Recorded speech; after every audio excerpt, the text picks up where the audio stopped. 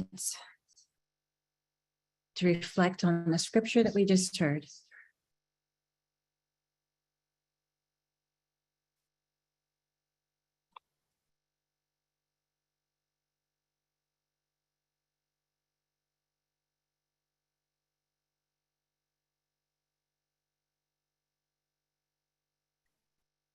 And I'd like to offer this poem by John O'Donohue as a frame for our proceedings this evening.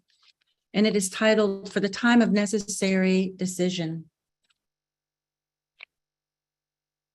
The mind of time is hard to read. We can never predict what it will bring, nor even from all that is already gone can we say what form it finally takes. For time gathers its moments secretly. Often we only know it's time to change when a force is built inside the heart that leaves us uneasy as we are. Perhaps the work we do has lost its soul, or the love where we once belonged calls nothing alive in us anymore. We drift through this gray, increasing nowhere until we stand before a threshold we know we have to cross to come alive once more. May we have the courage to take the step into the unknown that beckons us. Trust that a richer life awaits us there, that we will lose nothing but what has already died. Feel the deeper knowing in us, sure of all that is about to be born beyond, the pale frames where we stayed confined, not realizing how such vacant endurance was bleaching our soul's desire. Let us pray. Almighty and ever-living God, source of all wisdom and understanding, be present with those who take counsel in the Episcopal Diocese of Vermont for the renewal and mission of your church. Teach us in all things to seek first your honor and glory.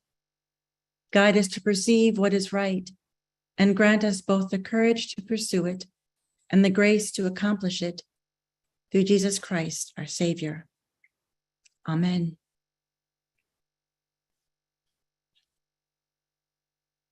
Well, beloved, when many of us gathered in Burlington last Saturday, I talked with you about how proud and filled with joy I am that over these last few years, despite the pandemic, despite economic uncertainty, despite our country's racial justice reckoning, we have stepped out of the boat together and walked toward Jesus, just as the Gospel of Matthew tells us that Peter did on the Sea of Galilee.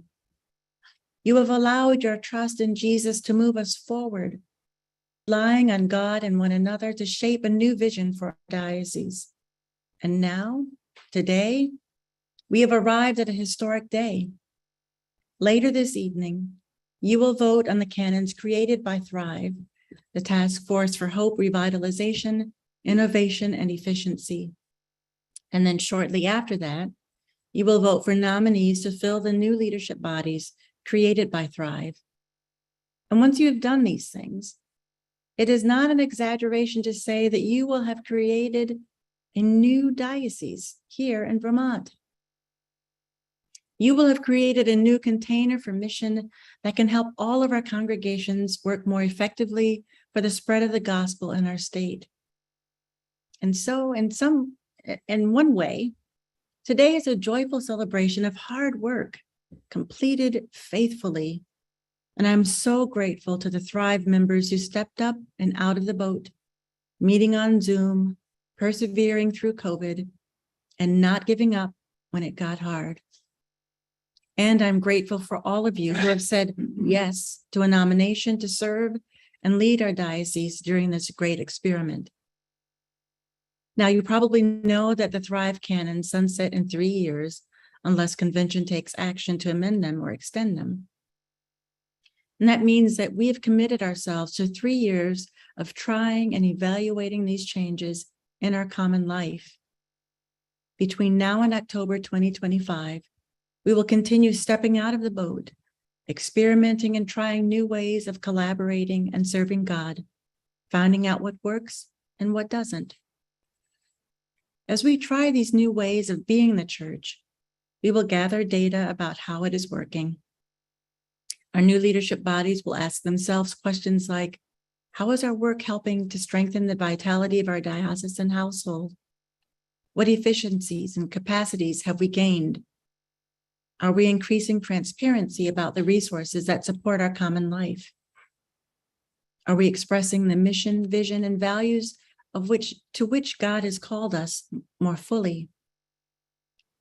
This evaluation will be essential because we have not undertaken the work of Thrive just to address serious questions about our financial sustainability, although that has been essential. And we did not undertake Thrive because it helped us see that we needed a complete overhaul of our financial operations, including bringing Mission Farm and Rock Point Commons into the same financial system.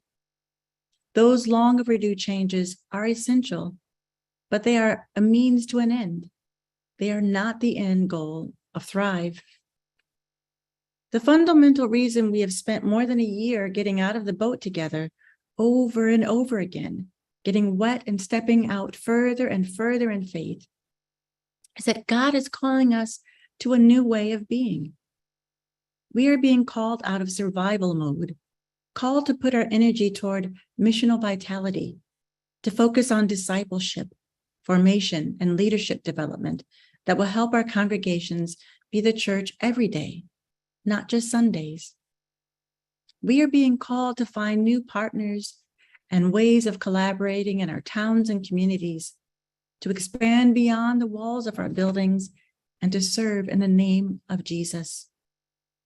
That is the ministry of Thrive. And that is the ministry that Thrive will make possible for us.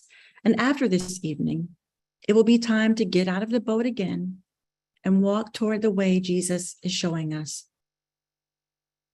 Last year, as Thrive was underway, our Diocesan Council approved a new mission, vision, and value statement for our diocese, using input gathered during conversations and reflections at the Same Page Retreat, which was a gathering of all the diocesan leadership and diocesan entities. And so in February is when we last met for the Same Page Retreat of 2021. Well, not the last time we met, but that was when we gathered all of this information and drafted the statements that we shared them with lay and clergy leaders and revised them and got more feedback. And finally, in late 2021, Diocesan Council reviewed and approved this new articulation of who we are. Our vision statement says, we live our lives believing in the abundant love of God shown in creation, the example of Jesus's love, which commits us to speak hard truths and take bold action, the power of the Holy Spirit to stir up curiosity, creativity, and fortitude for growth and transformation. Our mission statement says, in the Episcopal Diocese of Vermont, we place our trust in God, finding new ways to serve, worship, care for creation, and foster conciliation and reconciliation across our state. We seek to take anti-racist actions, work toward environmental sustainability, develop vital, collaborative, economically sustainable congregations and leaders in our churches and diocesan institutions. Our value statement says, we commit to standing with the marginalized so that we may transform systems for racial justice and work toward the radical inclusion of all. We care for God's creation, dedicating ourselves to protecting the environment in a region that has much to protect. We strive for economic justice within our own institutions and the wider community. Beloved, these words will guide our work for the next 3 years. Our new structures, which you will create this evening, will give us the tools and the structures we need to embody our mission by finding new ways to serve, worship, care for creation, and foster conciliation and reconciliation across our state. They will also guide our exploration of deeper collaboration with partners in the Diocese of New Hampshire and Maine, Knowing that our house is now in order, we can invite our companions into ministry with us. As we discern new opportunities for collaboration in Vermont and with our partner dioceses, we will evaluate whether they are consistent with our values, whether they call us further into standing with the marginalized, to transform systems for racial justice, to care for God's creation, and to strive for economic justice. And at all times, we will be guided by our belief in the abundant love of God, the example of Jesus, and the power of the Holy Spirit. Now, I don't know exactly what the next 3 years will bring, but I am confident that Thrive will give us the tools and structure we need to embody our mission faithfully and authentically, taking risks and learning along the way. Before I close, so we can get on with creating this new diocese, I want to share with you one way that we are already beginning to realize the promise of this new vision for our ministry. We are piloting a new approach to congregational collaboration called constellations. And the constellation happens when two or more congregations and geographic proximity enter into a formal agreement of collaboration. They will begin by sharing clergy leadership, and as a relationship deepens, we hope that they will share resources, leadership, ministries, programs, and administrative functions. There is no one model for a constellation, and as communities collaborate, we will learn more about what helps congregations thrive in our context. Leading new kinds of collaboration will require new kinds of leaders, and part of our constellation experiment will be leadership training, coaching and colleague groups for lay leaders in those congregations, and for the newly ordained clergy who we are calling to serve with them as curates.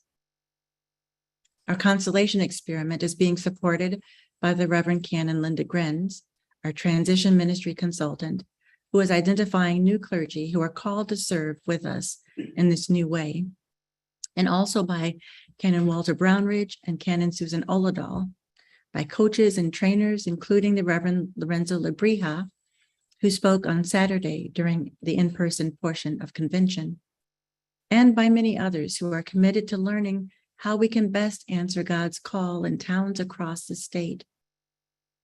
And I'm grateful to all of them and to all of the congregations that are choosing this new way to step out of the boat and follow Jesus.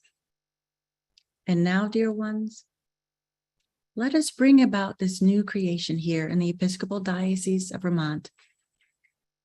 Glory to God, whose power working in us can do infinitely more than we can ask or imagine. Glory to God from generation to generation, in the Church and in Christ Jesus, forever and ever. Amen.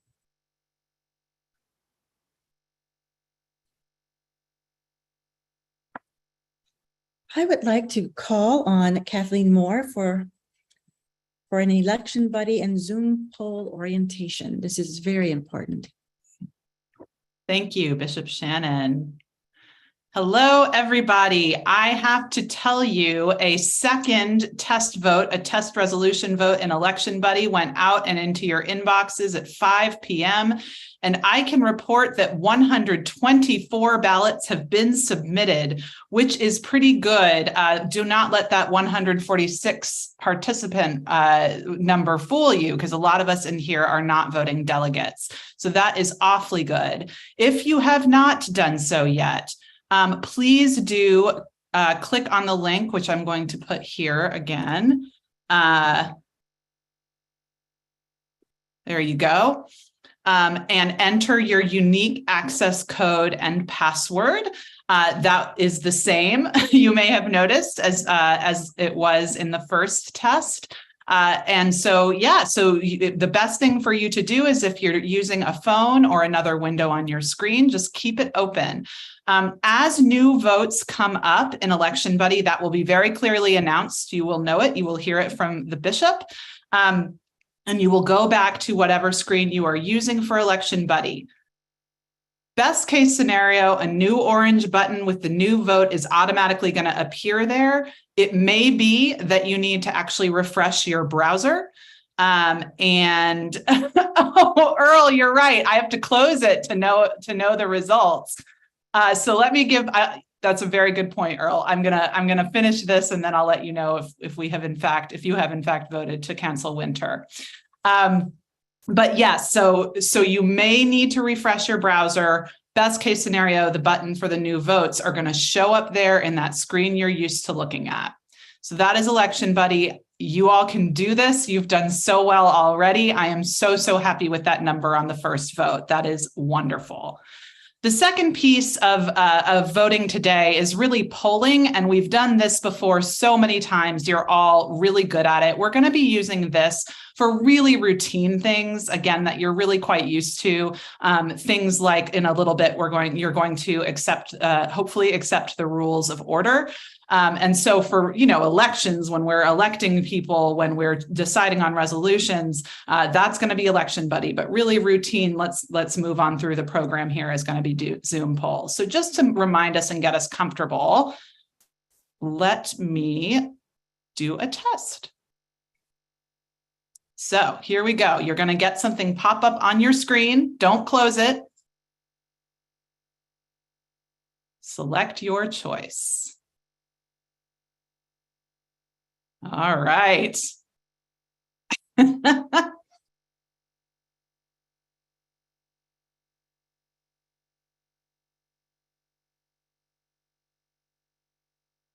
And again, this is honor system. So those of you who are not delegates do not vote in these. And so here we go.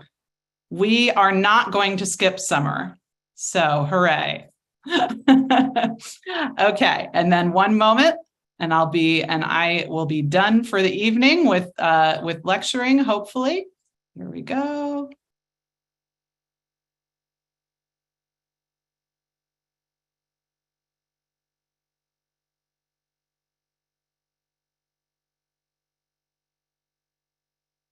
Wow, that was closer than I thought it would be. Y'all voted, 52% to skip winter, but just 52%.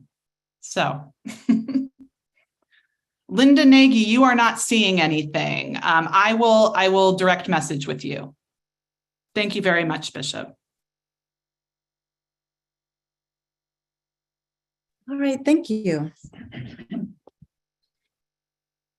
Pursuant to Title I, Canon 1, 3, and 6, Vermont Canons, a list of canonically resident clergy present and entitled to vote and a list of congregations with lay delegates present and entitled to vote is available. Pursuant to Canon 1.8, I appoint Paul Olson as Secretary of the Convention and Kathy Teresi as Assistant Secretary of the Convention. These appointments are subject to confirmation by vote of the convention. The question before the convention is, shall the convention confirm the appointments of the Secretary of the Convention and the Assistant Secretary of Convention? And is there any discussion? Okay. So the matter before us is a convention's confirming of these appointments. The Zoom poll will be appearing on your screen shortly. So vote yes to confirm the appointments and vote no to withhold confirmation.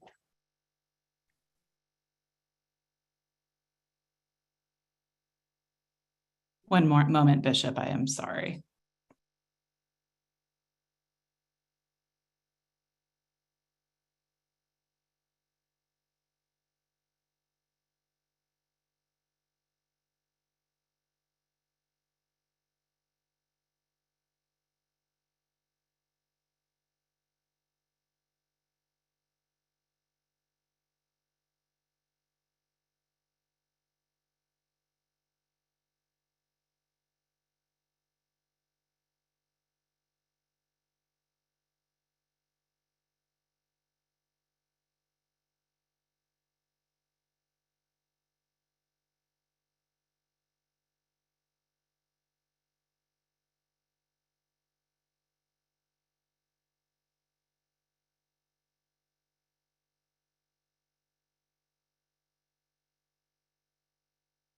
Bishop Shannon, are you able to? Yes.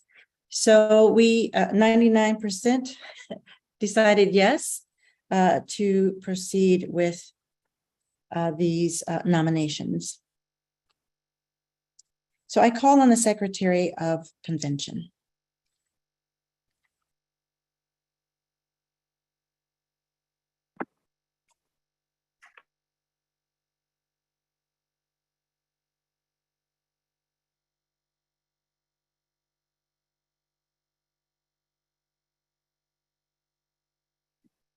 Mr. Secretary, I'm afraid you're muted.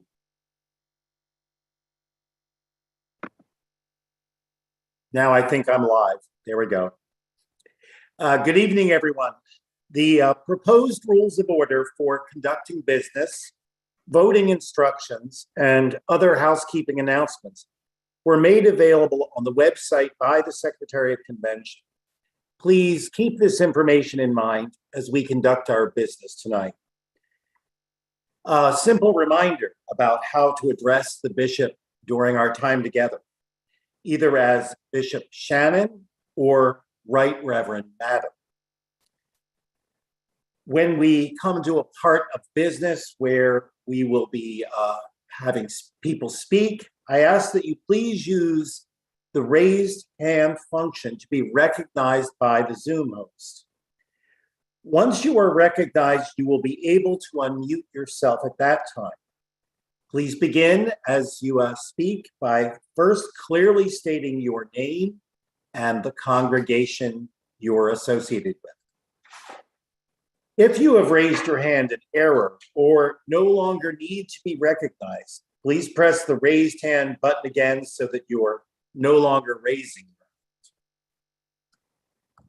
Please note that you are welcome to make use of the chat function on Zoom with another person, but this is not to be used for official business of the convention.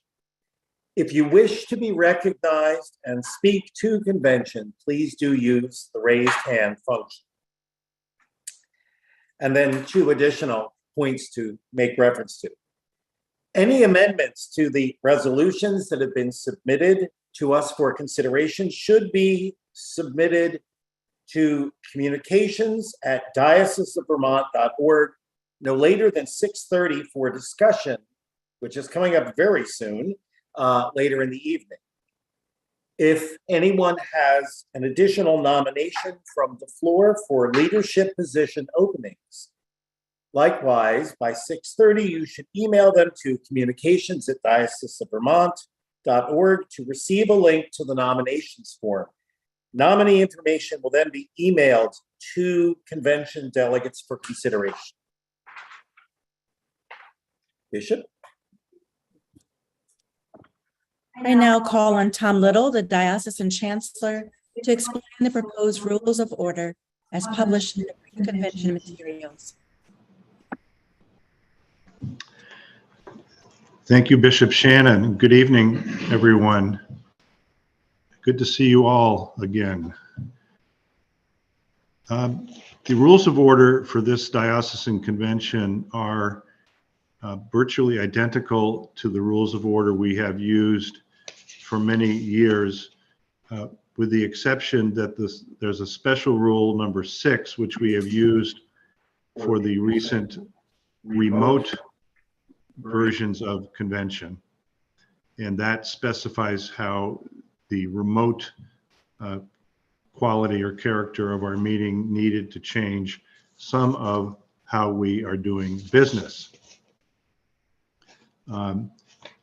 Those rules of order, as the Secretary of Convention said, have been posted for some time, and they really are the same as they have been in prior years.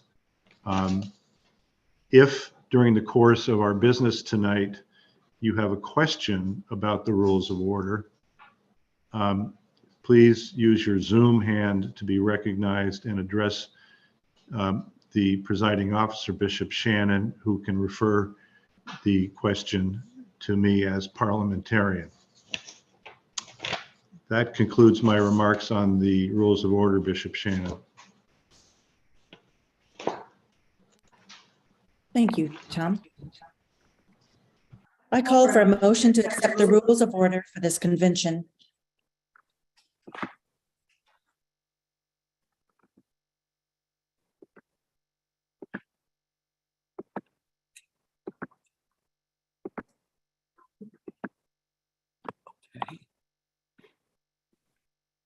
Bishop Earl Cooper Camp has a raised hand for the motion.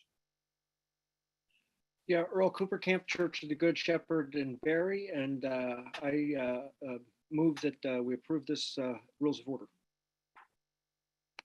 Is there a second?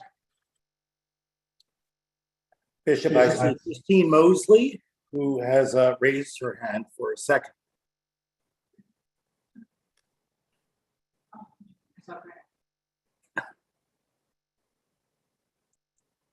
Christine has lowered her hand. Second that motion.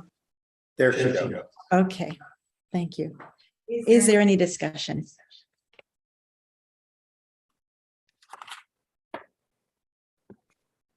I don't see any. The question before us is a motion to accept the proposed rules of order. Please indicate your vote using the Zoom poll that will appear on your screen. Vote yes to accept the rules of order and no to reject the rules of order.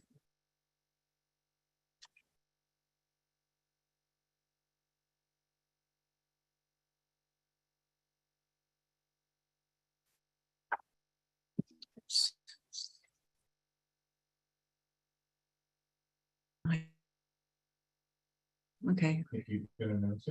Okay. All right, we have accepted the rules of order, 99 support and 1 no. So the next order of business is presenting the annual convention reports for acceptance. A link to the pre-convention journal can be found on the diocesan website and in the chat box now. Call for a motion to accept the reports. And please use the raised hand function and remember to clearly state your name and congregation when moving and seconding motions.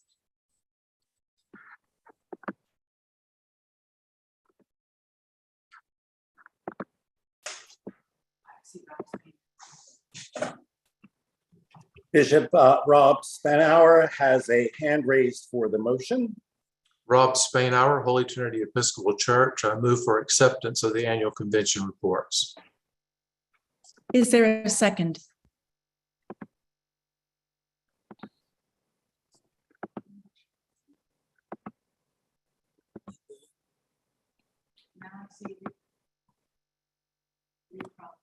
Bishop Lee Crawford has a hand raised for the second.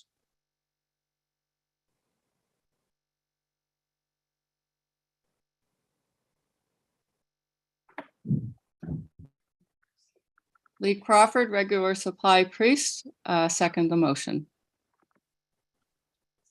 Is there any discussion?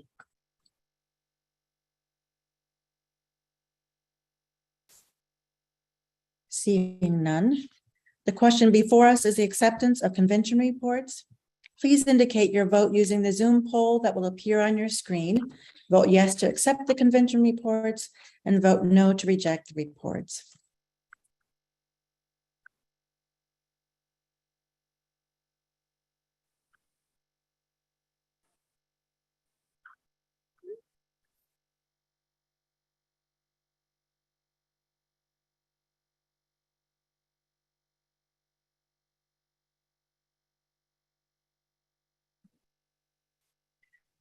Well, 98% say yes to receiving the report and 2% abstain. So it passes. I call on Diocesan Chancellor Tom Little for remarks on the legislative process and a review of guidelines for time limits on discussion and debate on the canons resolutions and all other resolutions. Thank you, Bishop Shannon. Good evening again. I have some short remarks about conducting our business tonight, and we'll conclude with the suggestion to the bishop on a sort of a unanimous consent on how to proceed. One, this convention is guided by the Holy Spirit. our rules of order, and Robert's Rules of Order, perhaps in order of precedence. If you wish to address the convention, raise your Zoom hand and wait until recognized by the bishop as presiding officer. 3, keep to the point. The point is the question. That is, there will always be a pending question or issue or motion. Please address yourself to that. 4, if you have a question, and once recognized, please phrase it in the form of a question. 5, if you want to propose an amendment to a pending resolution, please put it in writing and send it to communications@diovermont.org, which has been placed in the chat. The process of reducing an amendment to writing always improves its clarity and its chances for success. And it's really the only way we can share it with you all. 6, treat each speaker with the courtesy you would want if you were speaking. 7, I suggest caution about making motions to terminate debate. The bishop is quite good at discerning when to guide the convention to a vote, and keep in mind that a motion to terminate debate is declaring that no one could possibly add anything of value to the conversation.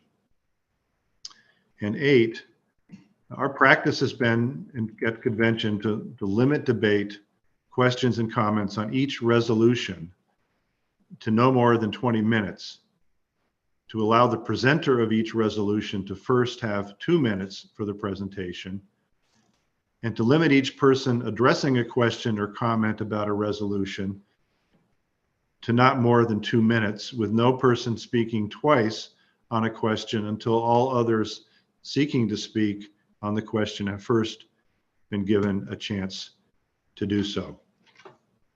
That concludes my remarks, Bishop Shannon, and I suggest that you ask the convention to agree by unanimous consent to proceed as I've outlined. Thank you. Are there any objections to proceeding by unanimous consent as the chancellor has suggested? I hear no objections and see no arms waving objection, so the convention will proceed in this manner. The following clergy transitions have taken place this year.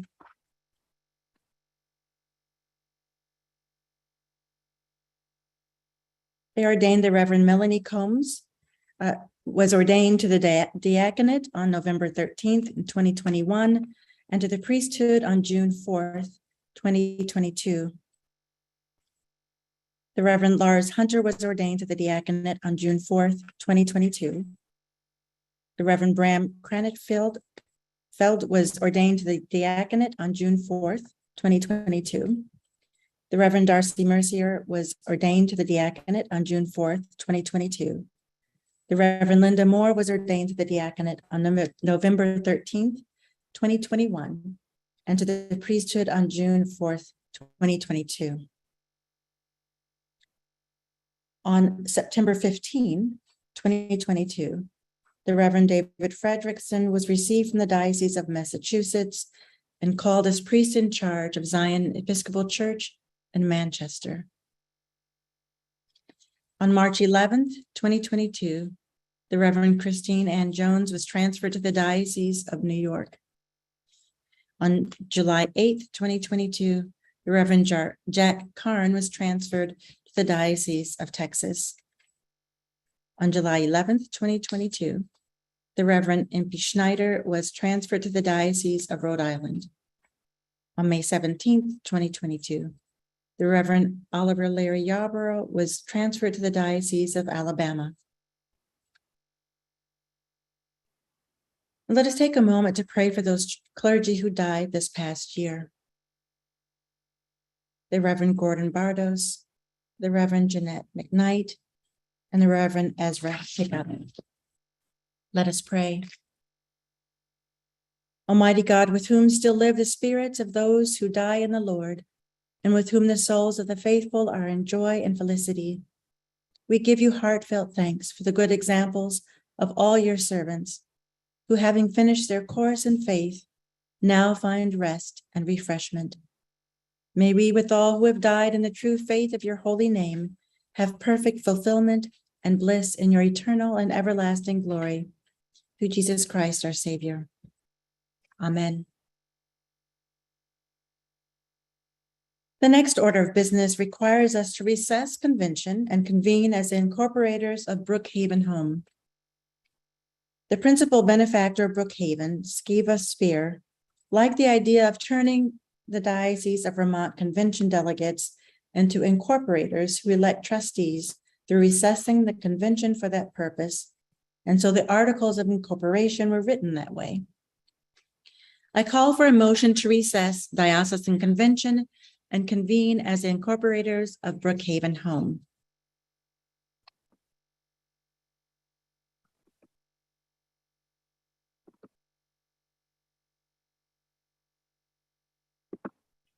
So someone has to raise a hand to make a motion.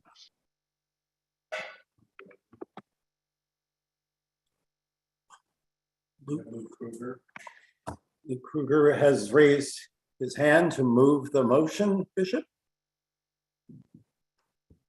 Bishop Shannon so moved to the Order of Brookhaven. Is there a second?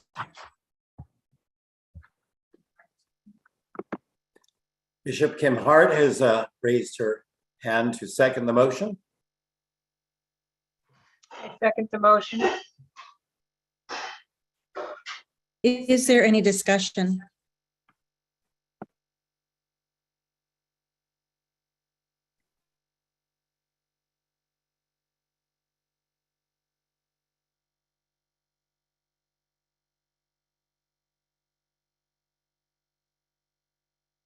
Good.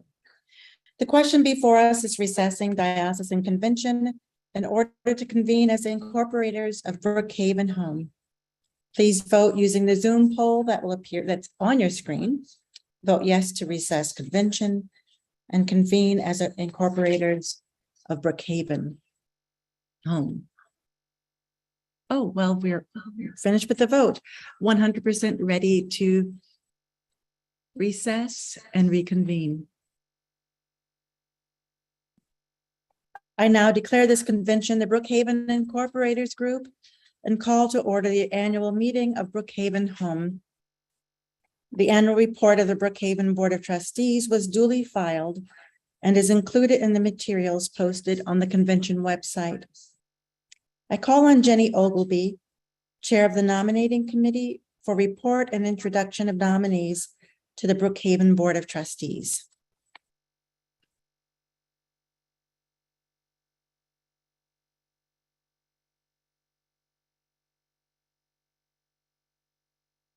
If Jenny is speaking, we can't hear. Maybe you are muted still, Jenny Ogilvy? Sorry. There are two nominees for Brookhaven trustees, Brett Murphy and Martha Roberts. The full nominations report is available on the diocesan website, and a link is available in the chat. I call for a motion to elect the two uncontested nominees, Brett Murphy and Martha Roberts.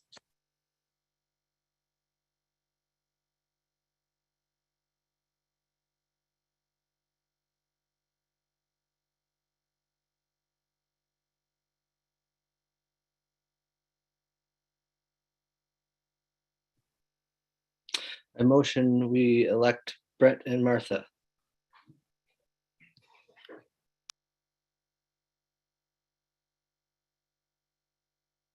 I think the secretary may be muted.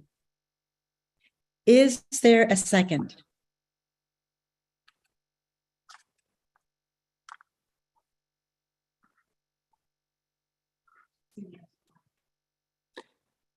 Bishop, it appears Nancy Gordon is raised for hand for a second. Nancy Gordon, Trinity Rutland. I second the motion to elect Brett and Martha. Is there any discussion?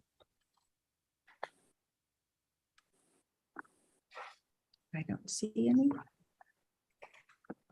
All right, seeing none. The question before us is the election of one board member for Brookhaven Home. If you assent to election of the one of the two board members, presented, vote yes, and if not, vote no.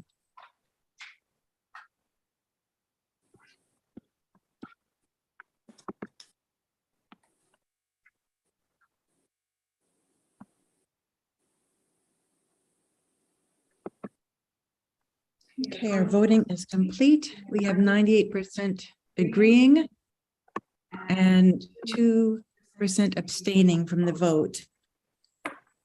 So the nominees have now been elected.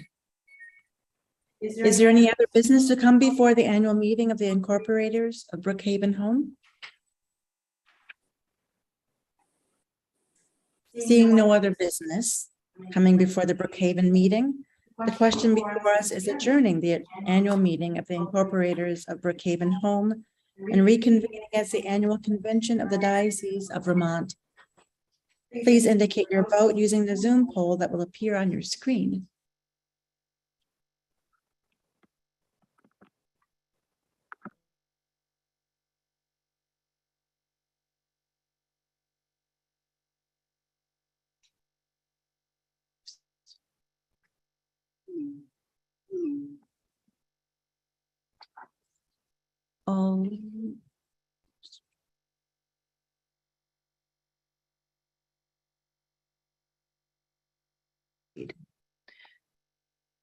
All right, the vote is complete. 99% are ready to adjourn this meeting of Brookhaven, and 1% has abstained. So I call back to order the 232nd Convention of the Episcopal Diocese of Vermont, being the 189th Annual Convention of the Diocese of Vermont. I call on Ann Brown, Chair of the Resolutions Committee, to present and move approval of resolutions. Thank you, Bishop Shannon. I'd like to begin by thanking the other members of the Resolutions Committee. The Venerable Standard Baker, who is deacon at the Cathedral in Burlington, Nancy Gordon of Trinity Rutland, and Nancy Woodgate of Christ Church Bethel. And I'd also like to thank those who served in the past year, Mike Austin and Eric Davis, who are not serving this year, but did a great job last year. I'd like to remind the convention that the process we agreed upon earlier permits a maximum of 20-minute discussion for each resolution, 2 minutes for each person. As the Secretary of Convention, Paul Olson will keep time and let us know when we've reached the limit. So be mindful as you're speaking that you may get cut off if you go on for too long. Please use the raised hand function and wait to be recognized by the chair, Bishop Shannon. At that point, you'll be able to unmute yourself and you'll be unmuted by Canticle. Remember that you need to clearly state who you are and what congregation you come from. And if by any chance you haven't already sent in a resolution, we had posted a deadline of 6:30, but we said that at 6:28. So somebody had some last minute thing they were dying to do. It needs to be sent to Canticle to communications at, are you doing Canticle or Diocese of Vermont? diovermont.org, I think. And send that in so that we can do it, because otherwise we need to be able to post it on the screen for you to see. When we met for the pre-convention hearing, we talked about the resolutions in a particular order, starting with the budget, which is what we traditionally do. However, one of the delegates very wisely pointed out that we shouldn't vote the budget resolution first because it included a couple of things that referred to canons changes that we hadn't made yet. So we'll do the Thrive Canon resolution first. And that one is a a response to the intensive work that the Thrive group did, that Bishop talked about in her address. And this allows for the Thrive, which is a task force for hope, revitalization, innovation, vision, and efficiency. It allows for their hard work to be able to be implemented in the next 3 years. They're comprehensive changes to the canons, so I hope you've had a chance to look at them. It's lengthy, but really important. And they allow for the implementation of structural and financial management and reporting changes. Also note that at the very end of the, I think nearly 40 pages of that resolution, you'll find 3 additional resolves. So know that when you're voting for this, you're voting that they will take effect at the end of this convention, that they will sunset in 3 years and revert back to the old canons unless we do something, unless we decide to approve them again or make some changes after the experimentation of the 3-year period has gone along. And the final resolve encourages all diocesan organizations to assure a smooth transition as this gets going. So as the chair of the resolutions committee, I would like to move adoption of this resolution. I invite Chancellor Tom Little to speak to this resolution. Thank you, Bishop Shannon. And thank you, Ann Brown, for that fine introduction and setting the stage. The Thrive report is the starting place for this. With the bishop's cover letter dated August 4 of this year, it provides the purpose, the rationale, and the expectations and goals for the Thrive proposals, including the canonical changes. There was a drafting group formed out of the Thrive leadership, including the bishop, Greta Getline, Ann Gio, Ellen McCulloch Lovell, and others. The Canons Committee, consisting of Steve Marshall, Lindsay Huddle, Bill Mube, Reverend Bram Kranichfeld, and myself, worked diligently with the draft from the Thrive drafting group.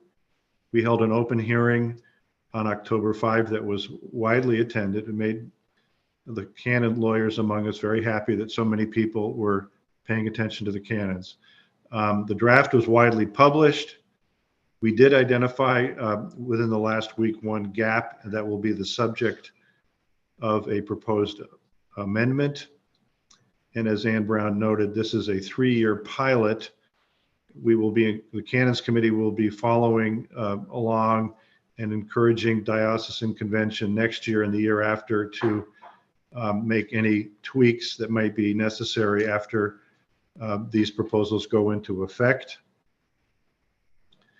The content of the proposed canonical amendments tracks the Thrive report, seeking innovation, diligence, and cohesion in governance and financial management. The proposal for the canon changes is supported by the Standing Committee, Bishop Shannon, the Rock Point Board, the trustees of the Diocese of Vermont Mission Farm, and by unanimous vote, the Canons Committee. And Bishop Shannon, I will stop there, and I'm prepared to explain the one short amendment that the Canons Committee would like to offer.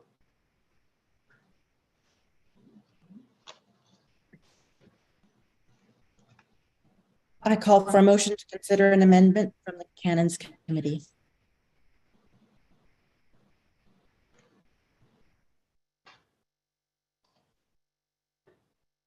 Melanie Coombs. Bishop Melanie. I would make that motion. Melanie Combs, St. Luke's. Is there a second?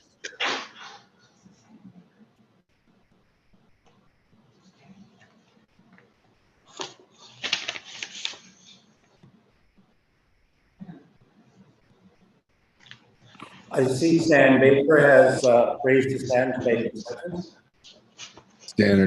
Standard Baker, Cathedral Church of St. Paul. I second that motion.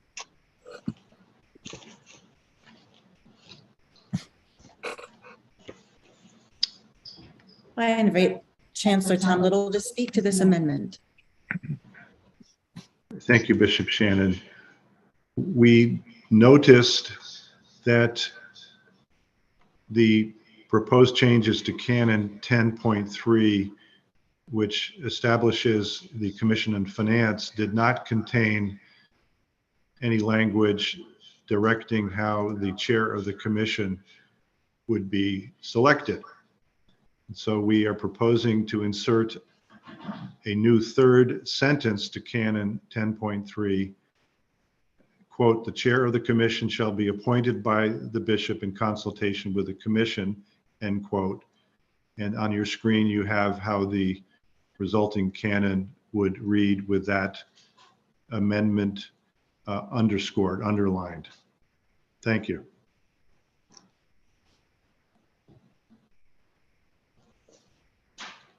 Is there any discussion? And Tom, will you remain unmuted in case there are any questions that you might answer? Bishop, I see Linda Maloney's hand raised.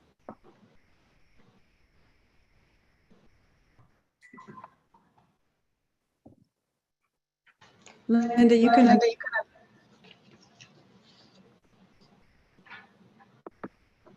There.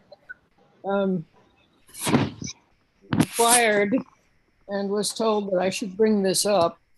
I noticed, being an editor, a number of typos in the text of the revised canons. I wonder if we can add a provision allowing the correction of the text subsequent to its being accepted.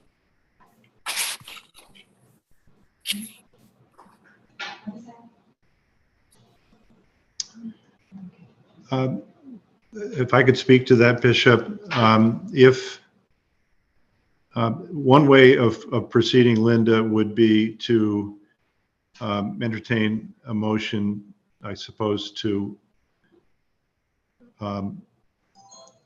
instruct or request the Canons Committee to proceed to scrub the proposal again and present a cleaned up version to the next fall's diocesan convention, together with any other amendments that might have come through the system.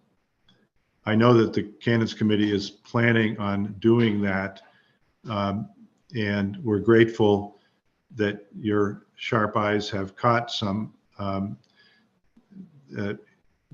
Getting new eyes on a long draft is always helpful, but I'm not sure that we need, for that reason, Linda, a motion. That's the plan, and that's what the Canons Committee is intending to do. And if you can be in touch with us after tonight with what you have caught, we will take care of that a year from now, if that makes sense.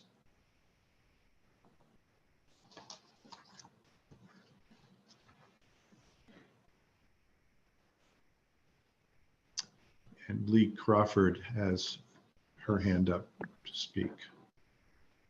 I would hate that typographical errors and editorial corrections would impede the acceptance of this resolution. So I hope that something can be worked out without further ado. Yeah.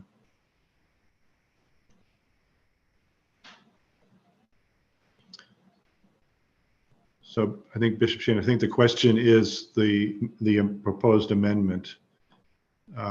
That is the question before the convention.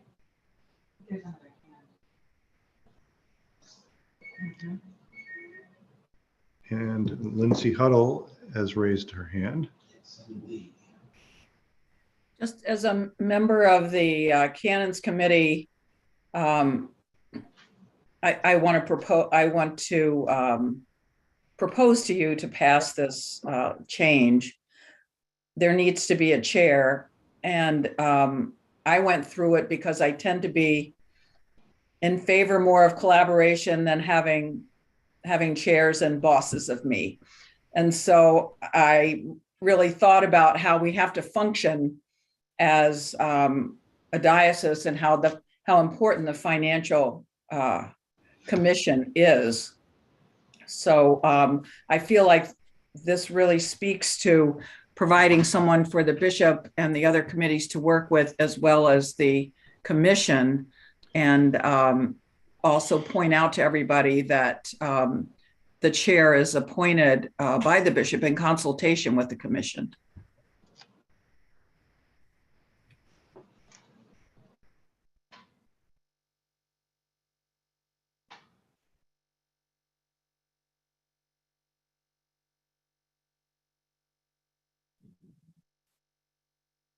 Seeing no other questions, the matter before the convention is the amendment to the resolution. 1, revise the canons to implement certain Thrive recommendations. So using election buddy, we're going to vote yes to approve the amendment or vote no to reject the amendment.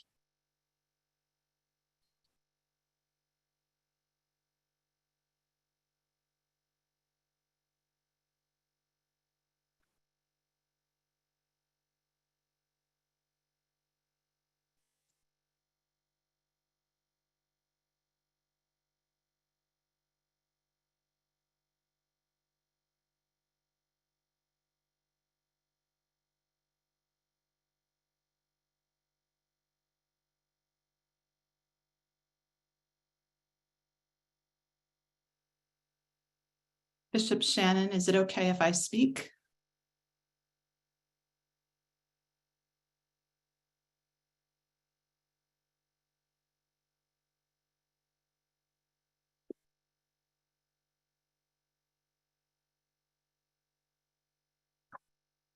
Or perhaps the secretary might call on me.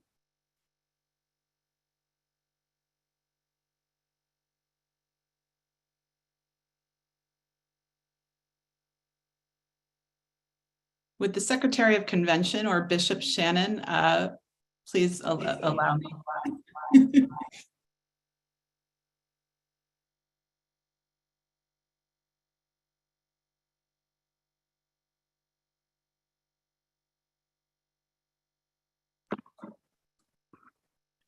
Kathleen?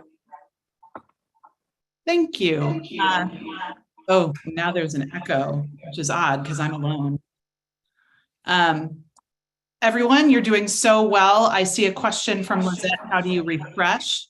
You should not need to refresh, but if you do, it's just like refreshing any browser window. If you know how to do that, you could also just click on the link again that Nancy has posted in the chat. Let me look at how you're doing here. Oh, you're doing quite well. So we'll just give it a couple more minutes, especially for this first vote. And do let us know in the chat if you are having any trouble.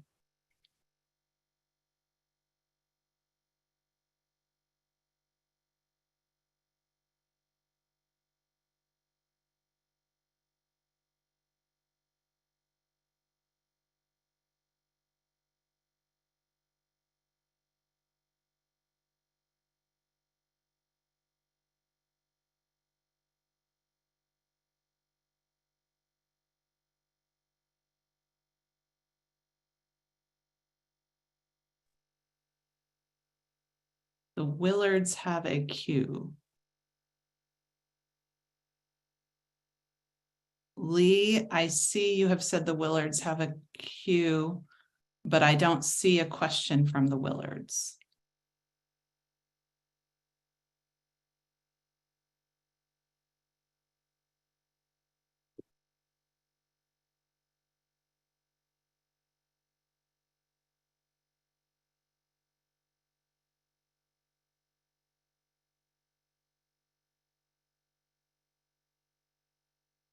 Going to give this one about 1 more minute.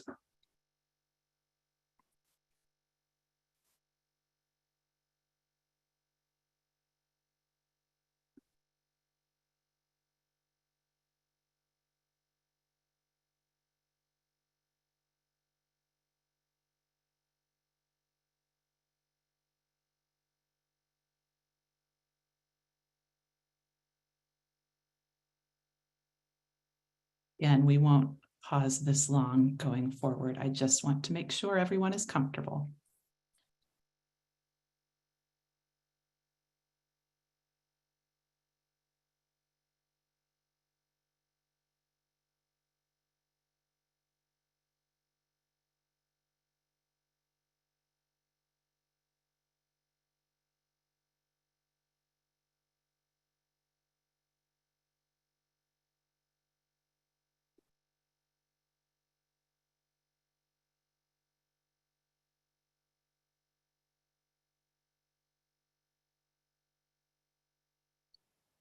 Still have some coming in.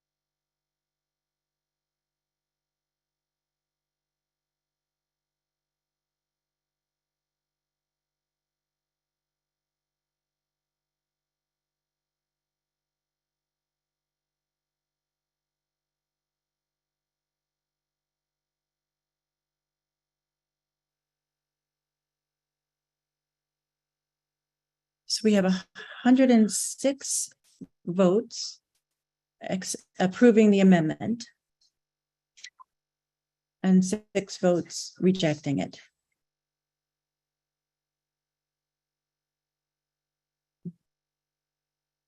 So now we can return to debate, because it passes. We can now return to debate on the main motion. And is there any further discussion?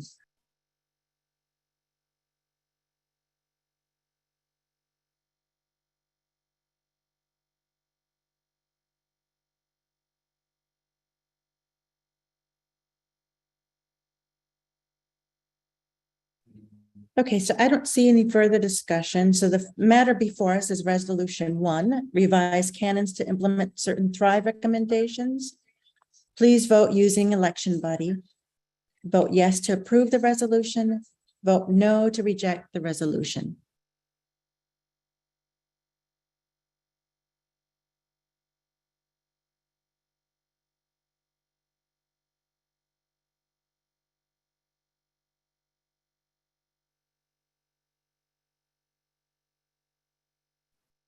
Resolution 1 election is now live.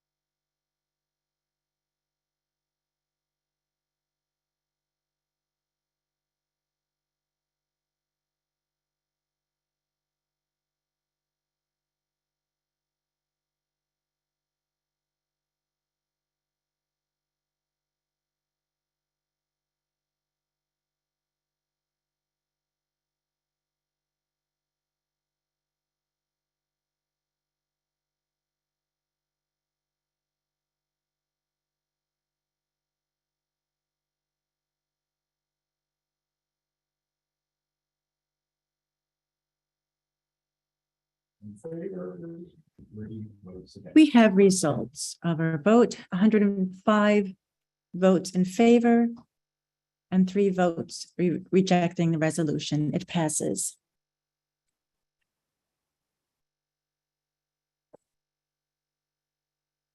I call on Ann Brown to introduce resolution number 2.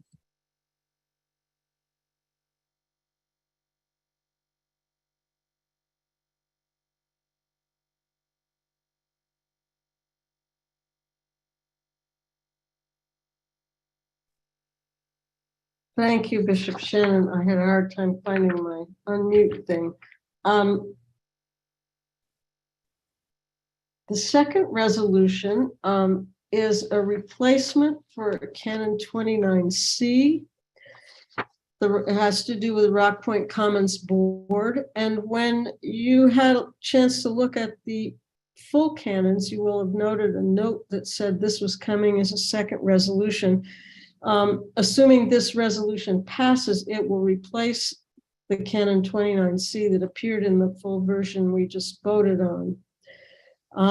This is a result of a new visioning process by the Rock Point Commons Board in conjunction with the bishop and the Rock Point School.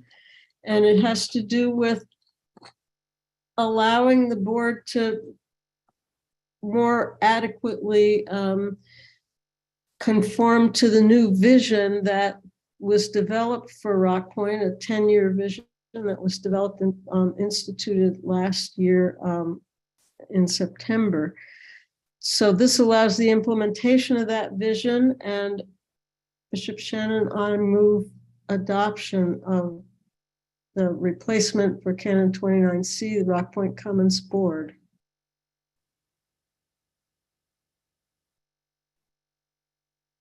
I invite Chancellor Tom Little to speak to this resolution.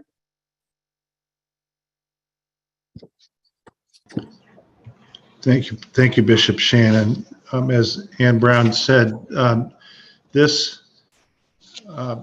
canon proposal arose out of a collaborative process in the true sense.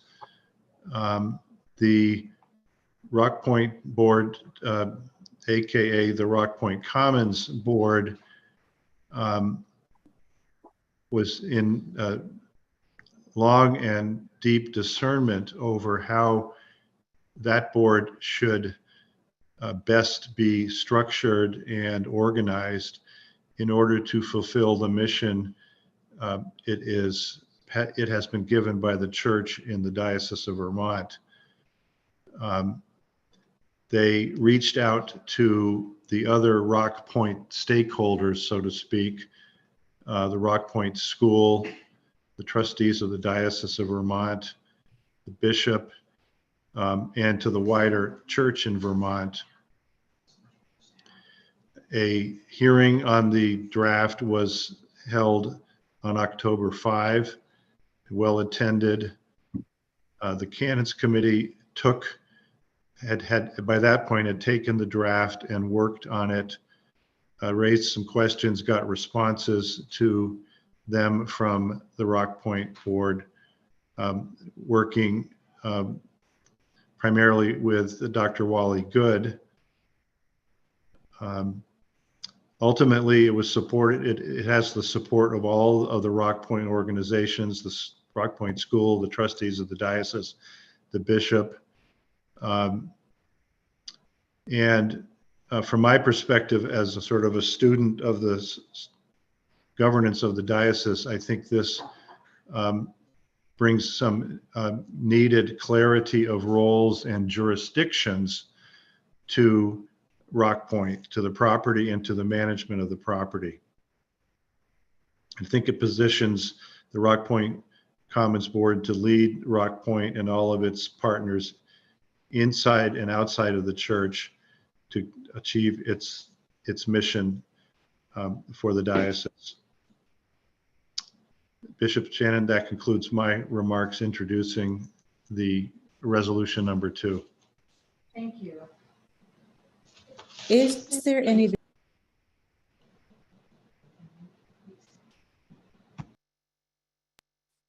Well,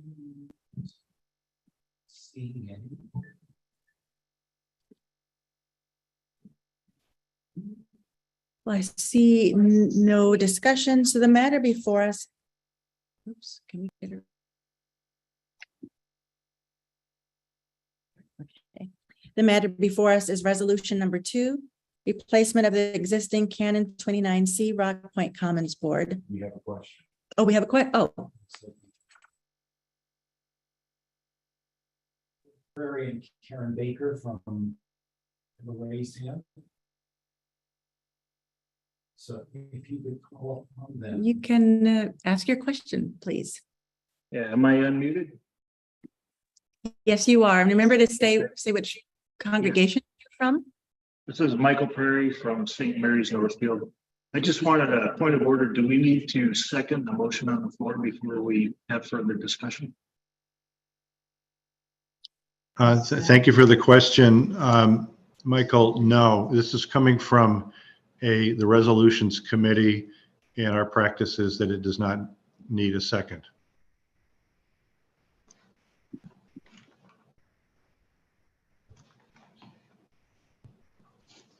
Thank you. So the matter is before us for is resolution 2, replacement of the existing Canon 29C Rock Point Commons Board. So please vote using the election buddy. Vote yes to approve the resolution, vote no to reject the resolution.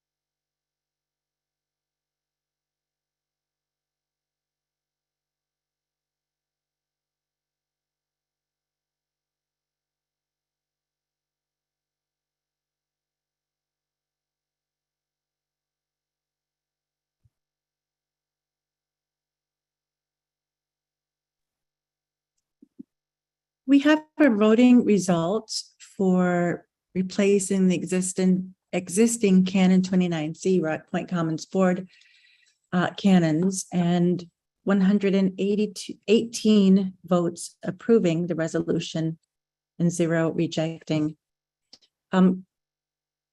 Kathleen, several people have asked a question about what it means to refresh the browser. And just so that people don't continue with their frustration, can you say that? And I will also, I don't know if I can help at all, but once the vote is done, it says, I don't know, can you see that? It says next vote. I'm on my phone. Yep. And then when I touched it, it'll go on to the next thing. Refreshing the browser does not mean opening up a new window. But Kathleen might be able to say something better. It's hard to explain. I think what I might do is share my screen really briefly. So let's see here. So I am using Chrome, but I think it works this way in most browsers. So if I were to refresh, where you see secure.electionbuddy.com/M Vermont here, I would click on it with my mouse and then I would hit return. Does anyone have another? Am I missing something, Bishop Shannon? That's the way I know to refresh my browser. I think it's the same. I'm just trying to think of how I would do it on a. Yes, right. Same. You would. And then on a phone, you'd click go. I don't know if I can see the on little. A phone, you would click the top, the address down here at the bottom, and click go. You just tell it to go again. I mean, you touch it and. You return and it'll go again and it refreshes. Yeah. And this organization, Sarah Hale, I'll work with you. Have you tried clicking? Well, I'll work with you. Thank you.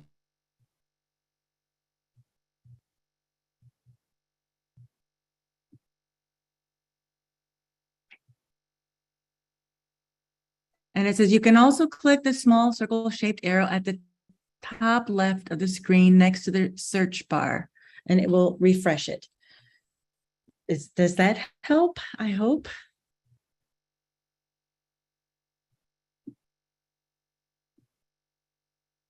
All right.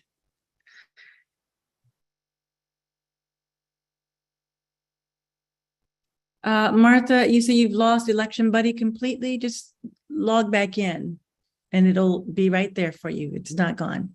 And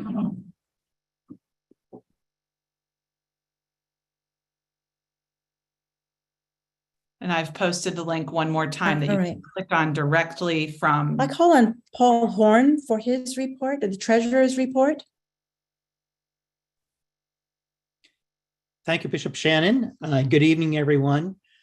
Please give me a minute while I set up the presentation.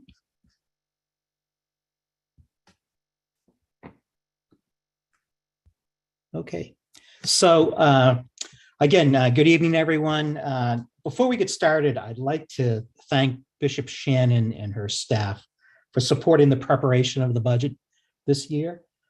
In addition, I'd also like to thank the Thrive Financial Sustainability Task Force for all their efforts in identifying funding sources, helping us to identify and simplify some accounting processes. And some of those actions are included in the 2023 budget. Also, before I get started, a goal of this year has been to improve transparency regarding a number of the financial matters. And this has been accomplished by quarterly reporting to the Diocesan Council and the Board of Trustees, updating the Thrive Task Force.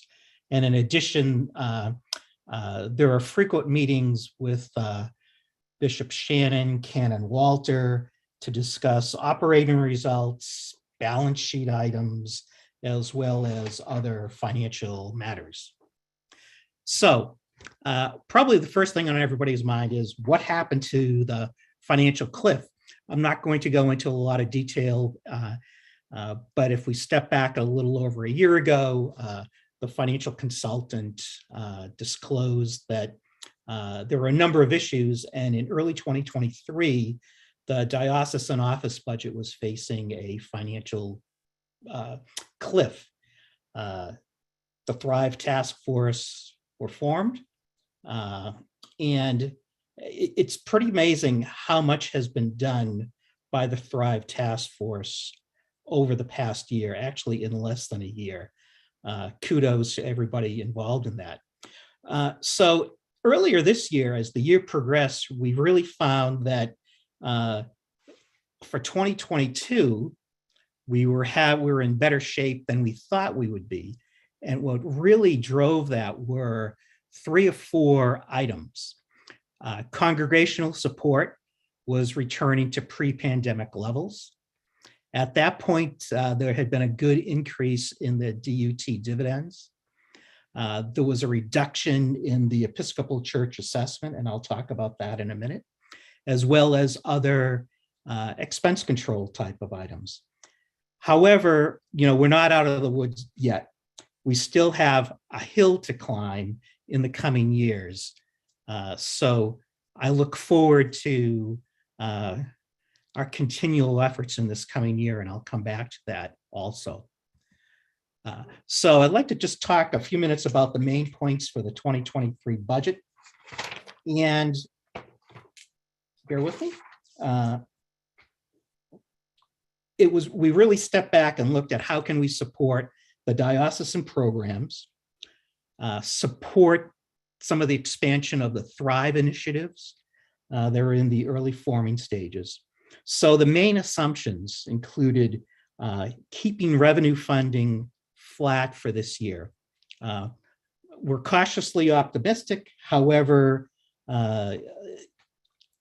we want to fully understand the impact of funding as we go forward in our forecasting methods.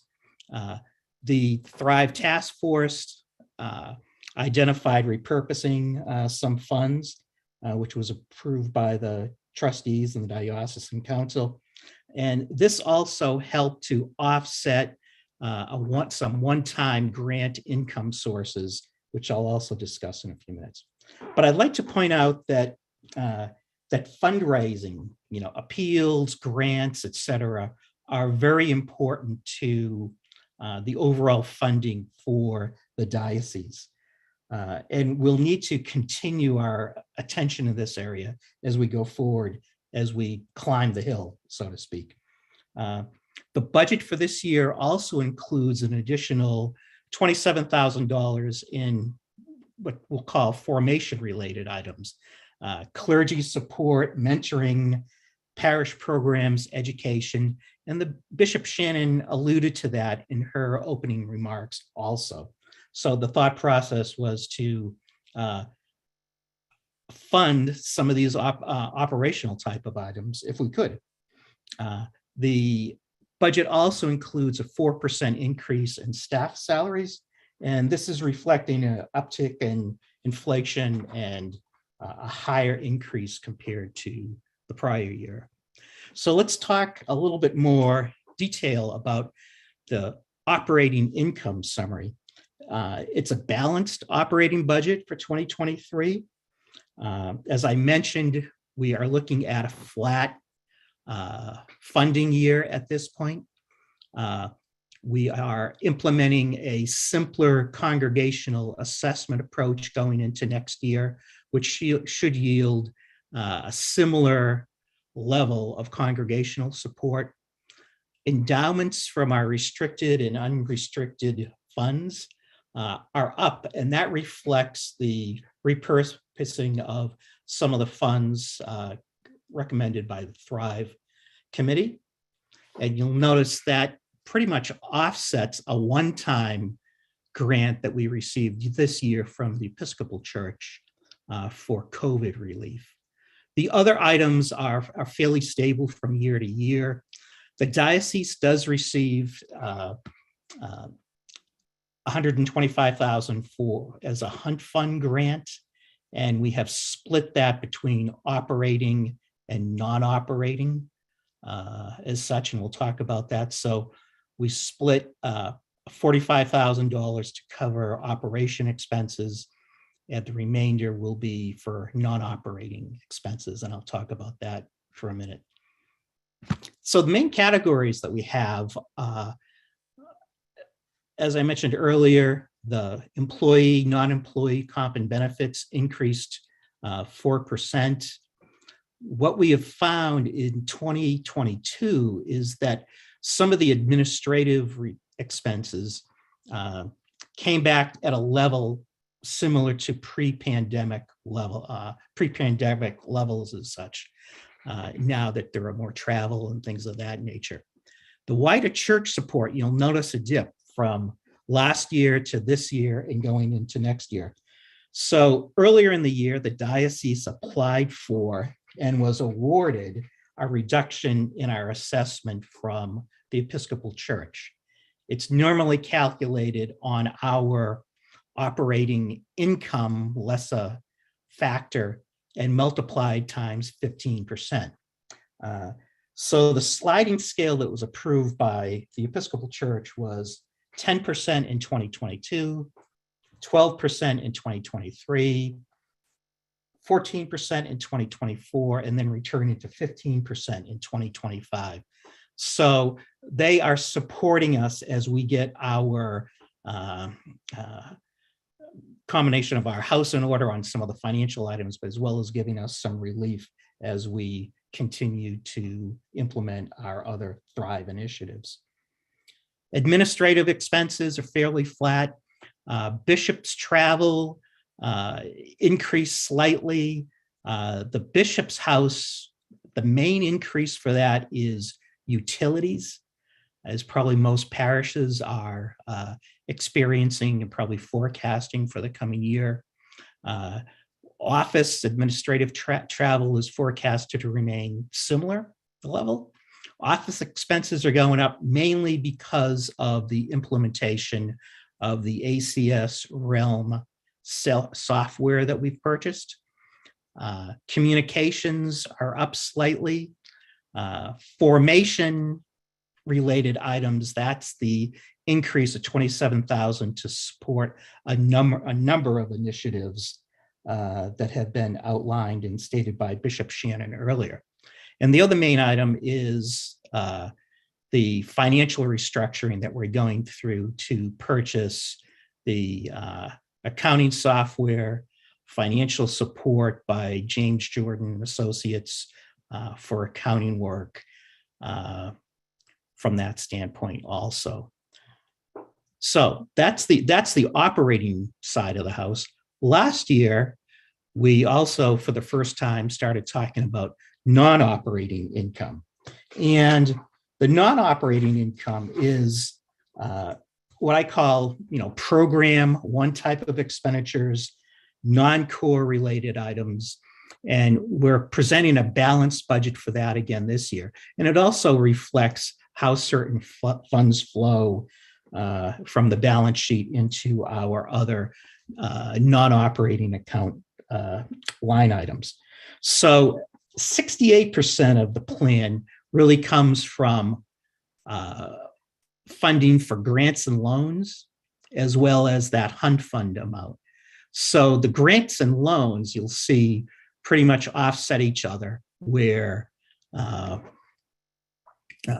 again, the intent of the Thrive subgroup was to look closely to repurpose of funds, but also to maintain a level of award levels that have been similar in past years. So over the past 5 years, grants have averaged $84,000 to about $110,000. So $100,000 we believe is appropriate for the coming year. You'll notice the other part that's financed, by the Hunt Fund is to support Mission Farm as well as other Rock Point Commons support. The other line items are really offsetting that are related to certain other Thrive expenditures, other what I would call non-core expenses. One area that flows through the non-operating part is expenses that are paid with reserve funds. So you'll notice in the prior, back on the operating standpoint, I jumped ahead here, is that we have certain reserve expenditures that we accrue for, such as Lambeth Conference, General Convention, accrual for the bishop search, a number of items. So we accrue for it in the operating statement, and the non-operating statement outlines how those funds are paid. And you'll notice in 2022, it was a much higher level than what it has been. But in 2022, there was Lambeth Conference, there was General Convention. So what we try to do is match more closely those when those expenditures occur at that point. For the bishop's appeal, there was one a few years ago. In our plan, we have one for 2023. So those are the main items on the non-operating side of the house, so to speak. So I'd like to conclude and just say that I'm pretty excited about where we're going in 2023. And we have a number of areas to improve the financial health of what this budget is the diocesan office budget. What the plan, I think, next year is we want to present a combined financial budget for diocesan office, Rock Point Commons, as well as Mission Farm, that supports the canons as well as the Thrive initiatives that we've had set up for us. So how are we doing that? We have a new business accounting software platform that actually has gone live this month. And the intent will have better transparency for these, for all of the diocesan entities. And it also includes a number of technology improvements, which should result in the staff having better tools to do their job. It should improve some of the efficiencies that we have in the office also. And the other exciting part is just the improved governance. You know, with the establishment of the Commission on Finance, it's another way to improve communications across all the entities in the diocese, which has been something that I've been hearing loud and clear for the past year. And with that, we're also going to be looking at programs, staffing. We hope to have some better education for parishes, as such too. So the word I use is continual improvement. So I've gone through those items pretty quickly. And at this point, I'll stop the sharing and ask for any questions.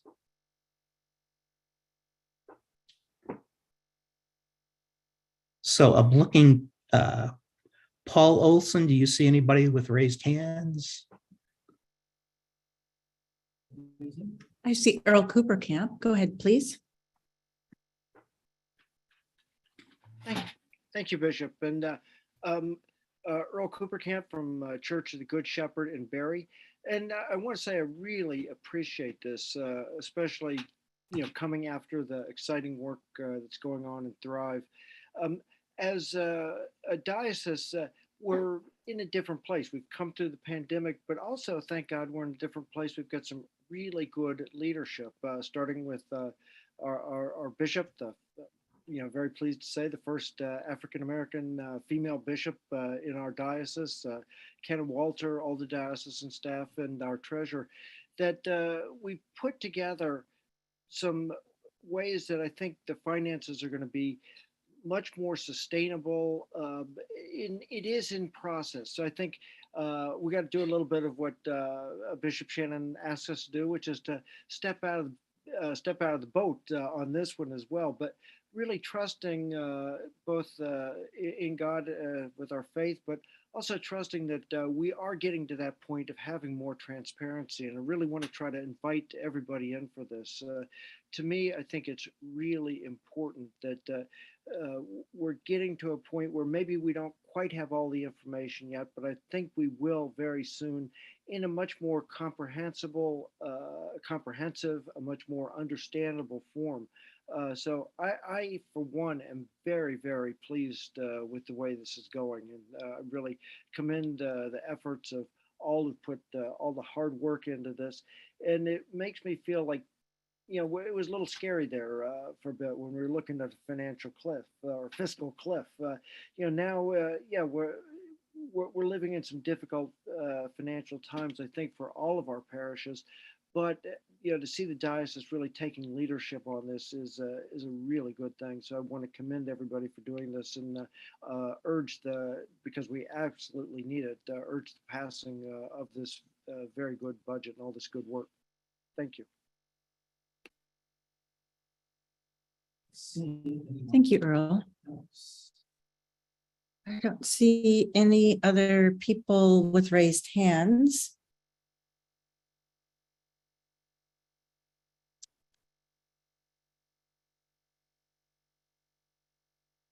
So no other questions for our treasurer. Thank you, Paul, for your report. I call on Ann Brown to introduce Resolution 3. Oh, somebody just raised their hand after. Ned Perkins? Ned? Yes. Good evening. Yeah, I'm Ned Perkins. I'm from St. Peter's Church in Bennington. I'd like to ask the convention to consider a resolution which calls for a complete financial statement to be provided to the convention from now on. Ann, do you have that statement?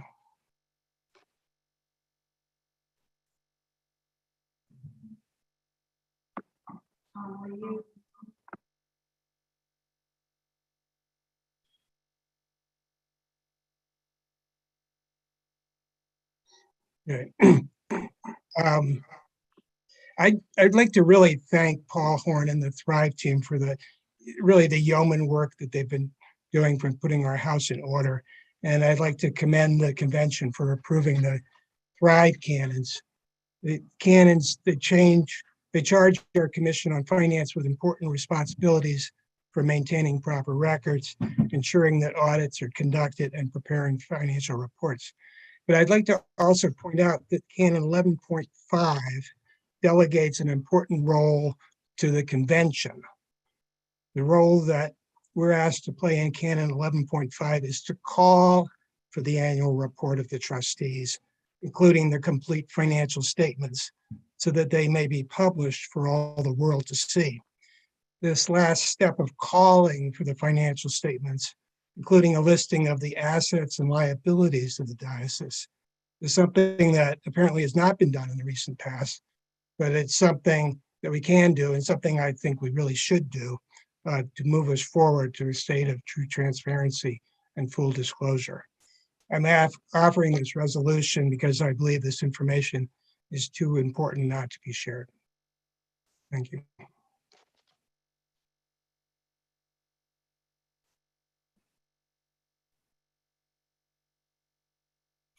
Okay.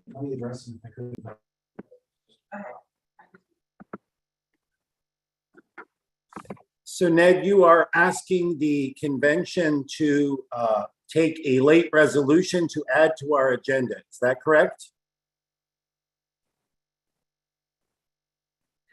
I would give you 2 minutes, if you would, to explain why the resolution is arriving past the September 9th deadline, why you believe we should place it on the agenda, although I think you have covered that. And then we would need, as a convention, to vote on whether or not to add it to the agenda for this evening by a 2/3 vote. So could you explain the real reasons why it is arriving late? Right. I think it's pretty much what I just said. It's when we got to the pre-convention hearings And we were looking at the budget numbers, and I was a little flabbergasted that we didn't have a balance sheet to look at. And that's really what gave rise to this. And looking at the canons, 11.5 says that we can call for this information. So let's call for it. Thank you. So you wish to have this added to the agenda. I was going to ask our parliamentarian, our chancellor, to explain to us what procedure we have to take to make that happen. Thank you. Thank you, Mr. Secretary. I think we're treating this as a motion to suspend the rules of order in order to take up later in the agenda the resolution that's on the screen now that Ned Perkins has just given some context for. This is not debatable. The motion is not debatable. So Bishop Shannon would go directly now to a vote, and for the motion to carry, it requires a 2/3 vote. Thank you. It effectively has been moved before us to, or just.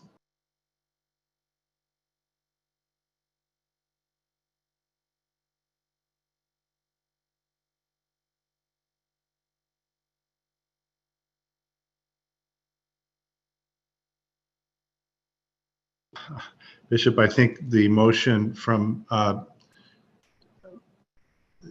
needs a second.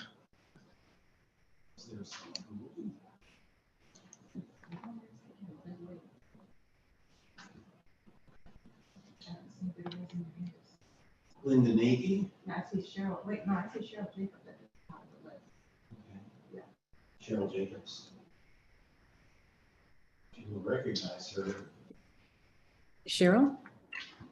Hi, Cheryl Jacobs from St. Peter's in Bennington. I will second the motion. Okay. Okay, so the matter before us is it's a question of whether to consider the resolution from the floor. And there will be an election buddy vote that is sent out. And let me see what else. And you will vote yes to add it to the agenda, or no, not to add it to the agenda, or you may abstain. What's that, Tom? We have a hand raised from Earl Cooper campus. I don't know what he wishes to say. Oh, is this, but are we not, we are not discussing, not debatable. The election has been launched. Earl, do you have a point of order, please?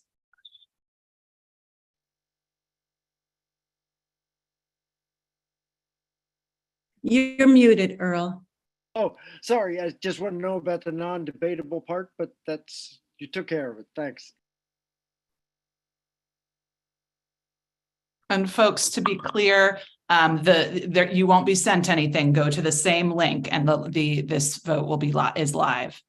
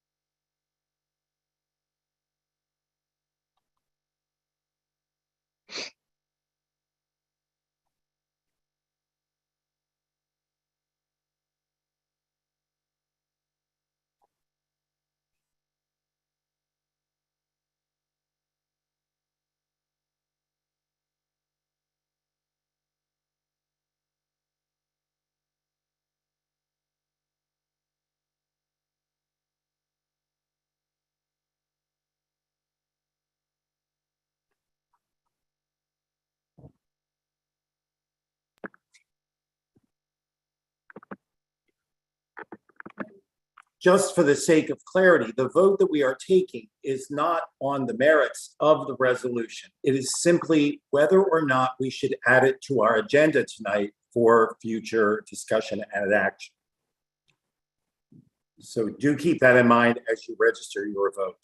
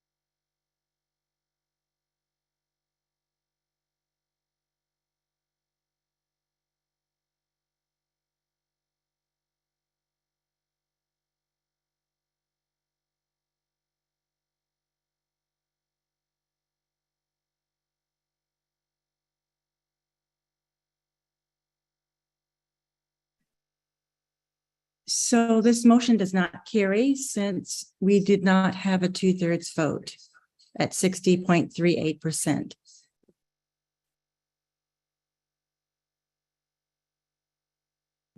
That takes us to. Yes. So the matter, so I call on, wait. Right. I know, but I'm waiting for you to mute first. I call on Ann Brown to introduce Resolution 3.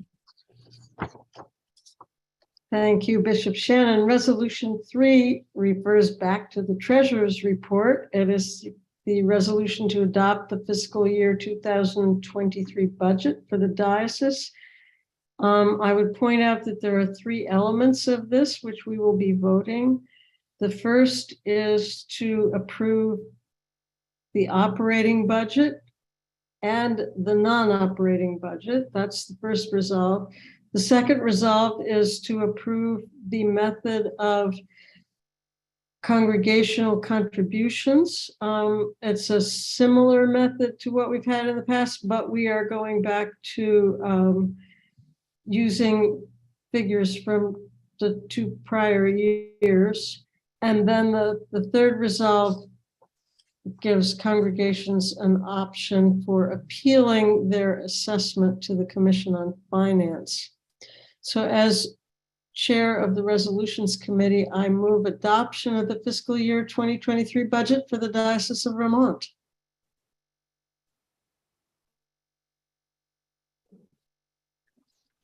Is there any discussion? And I invite Treasurer Paul Horn to remain unmuted so he may answer questions about this resolution.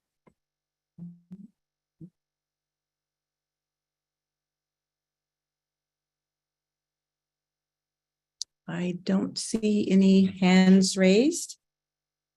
So the matter before us is resolution number 3, adoption of the fiscal year 2023 integrated budget for the Diocese of Vermont.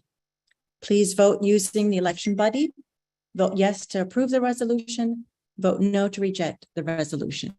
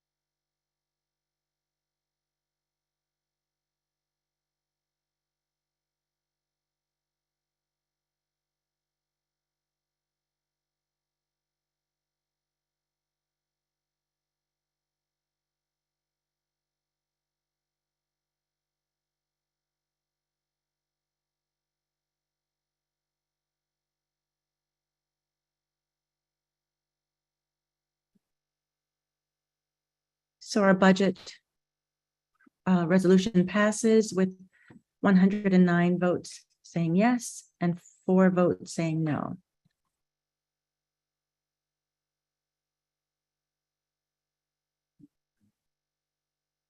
Okay, call on Ann Brown to introduce resolution number 4.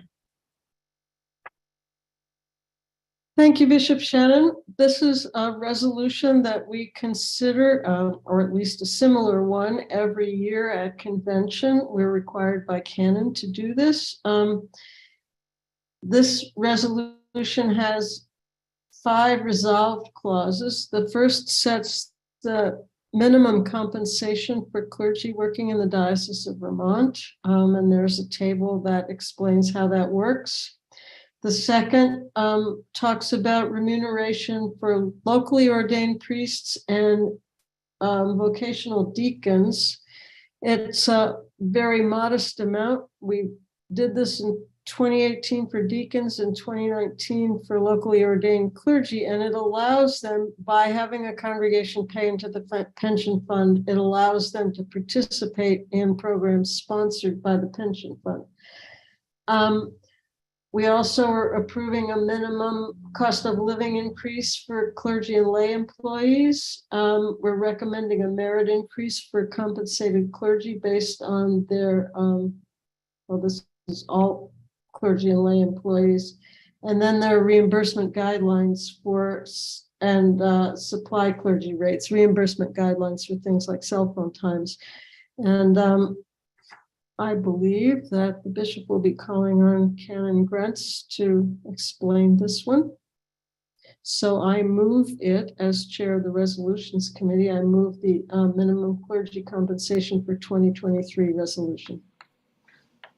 Thank you, Anne. I invite Canon Linda Grenz to speak to this resolution. Thank you. I work with clergy and congregations in developing letters of agreement, and part of why we have changed the chart is for two reasons. One is to add in 2/3 time and 1/3 time as we put constellations together. It becomes important to have more divisions of part-time provisions. The other major change is in the housing allowance. Last year, we erroneously put in gradations, so we've taken those out. If someone is living in a rectory, the IRS requires that whether you're a quarter time or full time, the value of the rectory is 30% of the full-time salary, minimum salary calculation. That's the primary piece. We needed to make that change because it creates some IRS liabilities for our clergy if we only use $1,350, for example, for a quarter time. We were saying that was a rectory was worth $1,350, and the IRS is not going to agree that you could rent a 4-bedroom rectory for a year for $1,350. So it creates some IRS problems for our clergy. So those are the major changes, along with the 4% cost of living. And I'm available to answer questions. Linda, you can unmute yourself. Linda Maloney, state where you're from. Yes, I just want to say hooray. Ever since I was mentoring total ministry teams back in Minnesota, I've been begging for locally ordained clergy to be compensated. Thank you.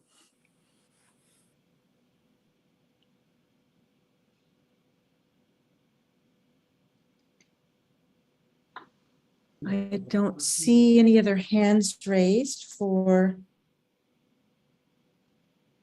questions.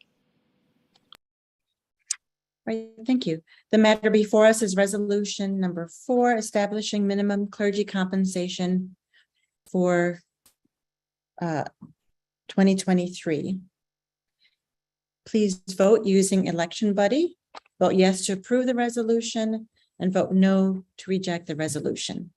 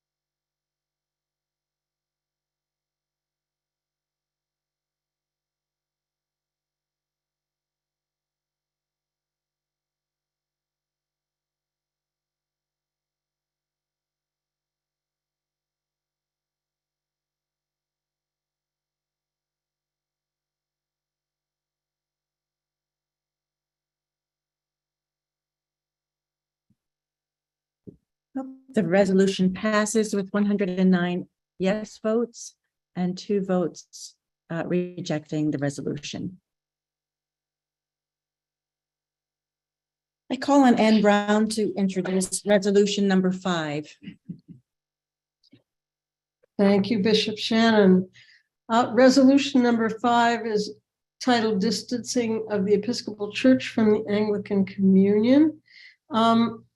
This resolution is in an odd way a resolution within a resolution. What we are being asked to do by the proposers is to adopt a resolution that we would send to the General Convention of the Episcopal Church meeting in Louisville in 2024.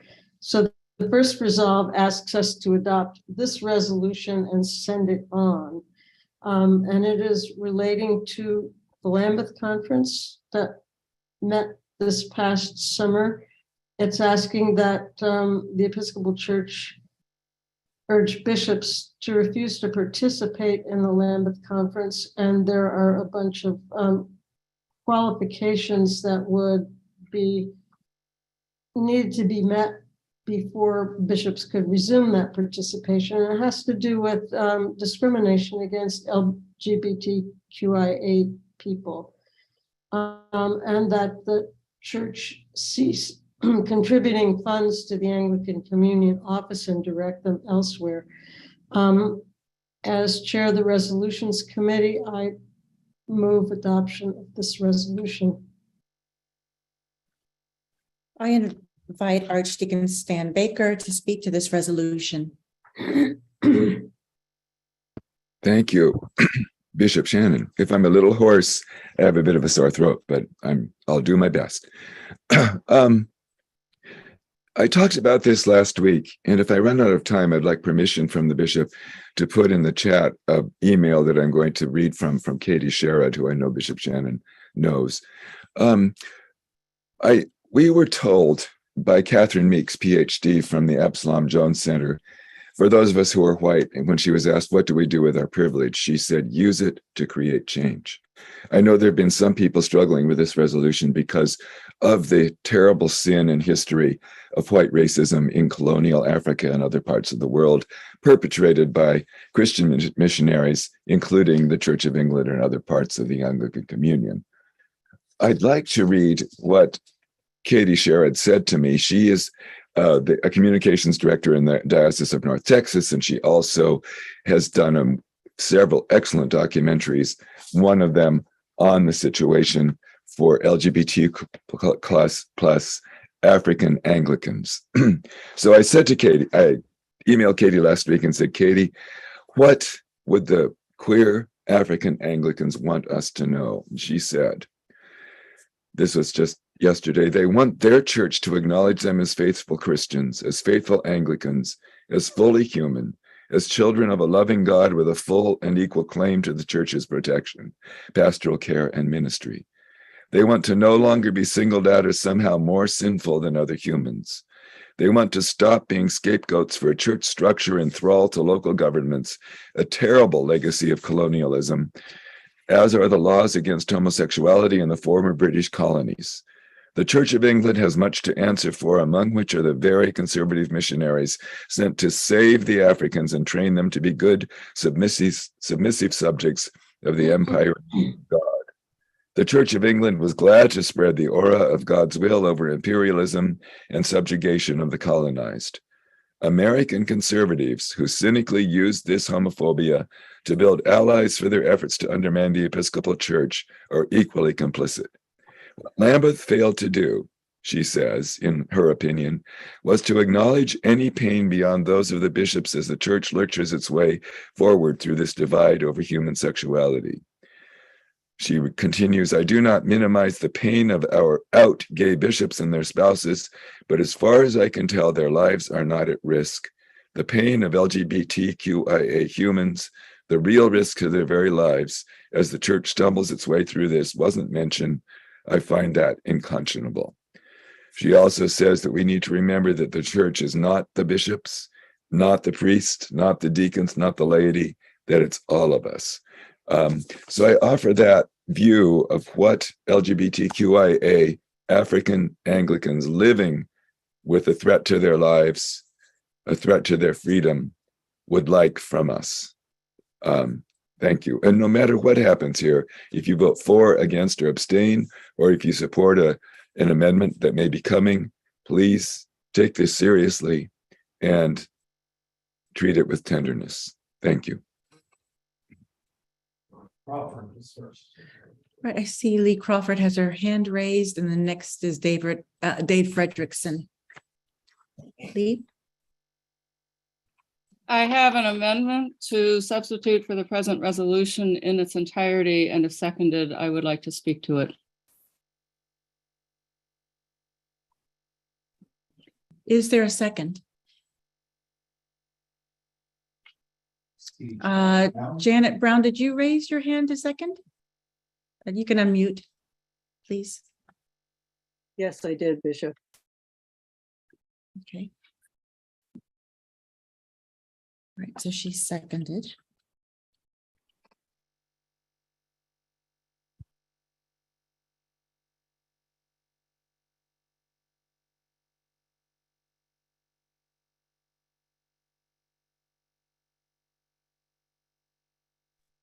Lee, you can speak now. First, I'd like to thank the sponsors of the original resolution, and especially Archdeacon Stannard Baker and Dean Greta Getline for conversation via email about this proposed substitute resolution. As a member of the LGBTQIA+ community, I share with them the sentiments of anger, frustration, and disgust at the appalling lead up to the Lambeth Conference. In 2012, I was part of the Episcopal Church's executive task force that emphatically stated that Lambeth resolutions are non-binding on the Episcopal Church. Yet Lambeth's 1998 110 reappears regularly to haunt us. However, I was troubled by the original resolutions urging bishops to refuse to participate in Lambeth-related activities, including governance and councils. Bishop Shannon's moving words in her Mountain column, in which she reflects on her unique position as a Black woman bishop who supports marriage equality, and her conversations with bishops around the world, inspired me to draft this resolution. It maintains the financial penalties of the original resolution, but offers the possibility of support for humanitarian, educational, ecumenical organizations that work toward the dignity of our Anglican Communion siblings. It leaves open future conversations between our bishop and other bishops, life-giving, heart-changing conversations that might work to dismantle the worst of the Anglican Communion, its racism, imperialism, colonialism, while building up support around the community, around the communion for our LGBTQIA+ siblings.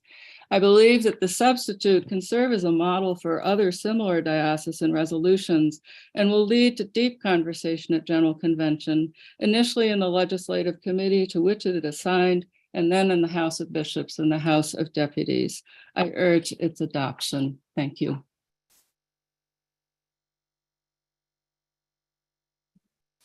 So is there any discussion? And Lee, I invite you to remain unmuted so that you can answer questions if they arise.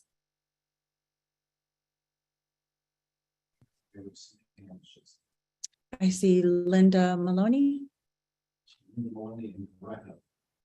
Oh, I don't see Greta. Oh, yeah, I see Greta first, then I think. Yes, Greta and then Linda. Thank you. Thank you, Right Reverend Madam. I'm a little confused as to the point of order. What happens to the first resolution? Do we get to debate that, or is this? I'm confused as to the order. We talk about both of them, but I don't know what the point of order is on this. May I speak? Greta, this is Tom Little. The question now before the convention is the amendment. And debate is open on the amendment. And at some point, the amendment will come up for a vote. If the amendment carries, it substitutes for resolution number 5. If the amendment fails, then resolution 5 is back up on the floor.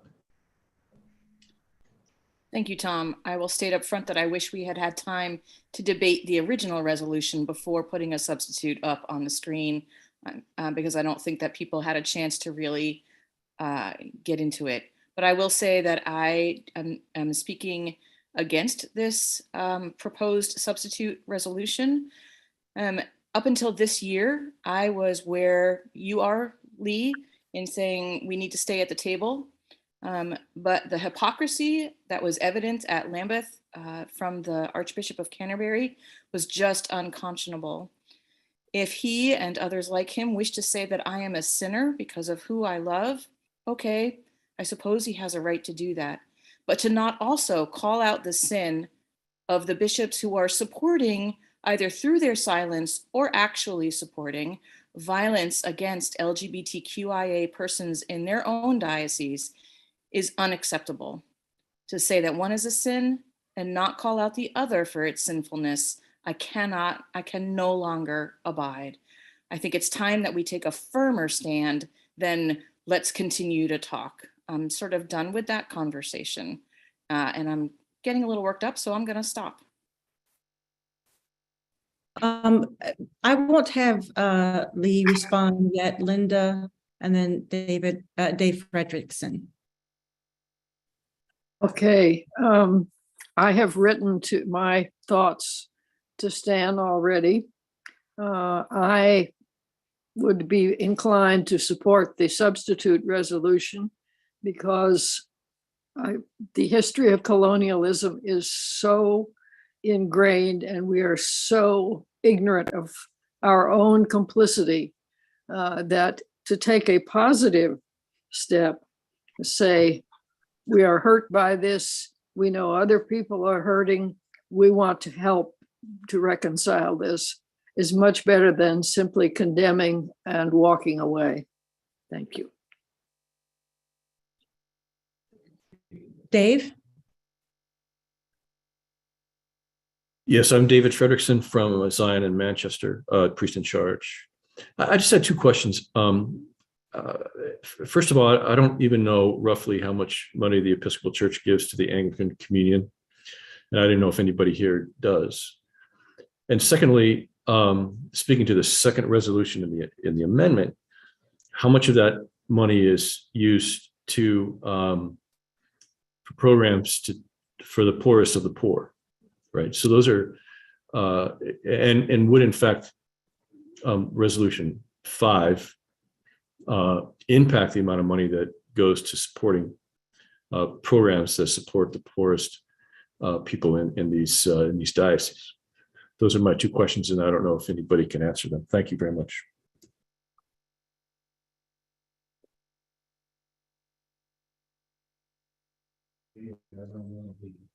Stan or Lee, do you have an answer to that before we get to Elizabeth? Or maybe Greta does, I don't know.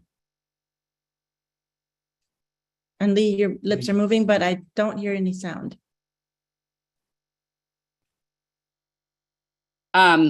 Unfortunately, I don't have an answer to that. I used to.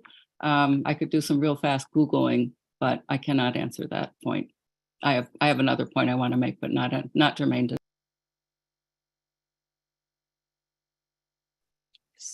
Can Stan or Greta answer that question from David?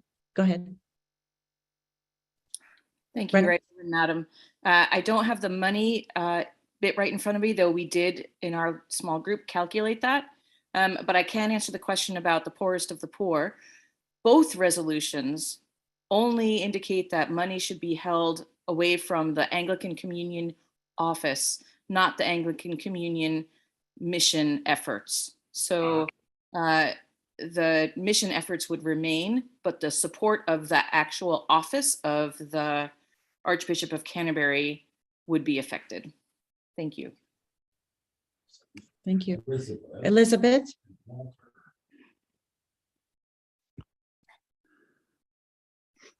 Elizabeth, are you going to mute? Okay. Thank you. Sorry. I just have a question. I'm wondering if we could have both resolutions on the screen at the same time. Just I'm trying to decide, okay, we talk about, are we going to go for Lee's, and then there's the other one, and I'm a little confused.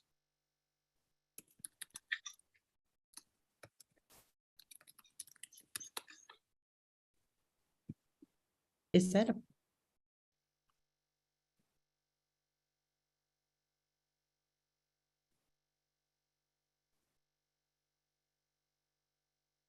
I'm not sure if Kathleen can do that, but apparently that is in keeping with our order. Yes, Bishop Shannon, just give us a few moments. Okay, it'll take a minute. It's not instantaneous. Thank you. I'm sorry. It's okay. And then Walter, and then Susan McGarry. Lee will get back to you in a little while. Walter? Oh, you want, okay, I'm Walter? on. Thank you.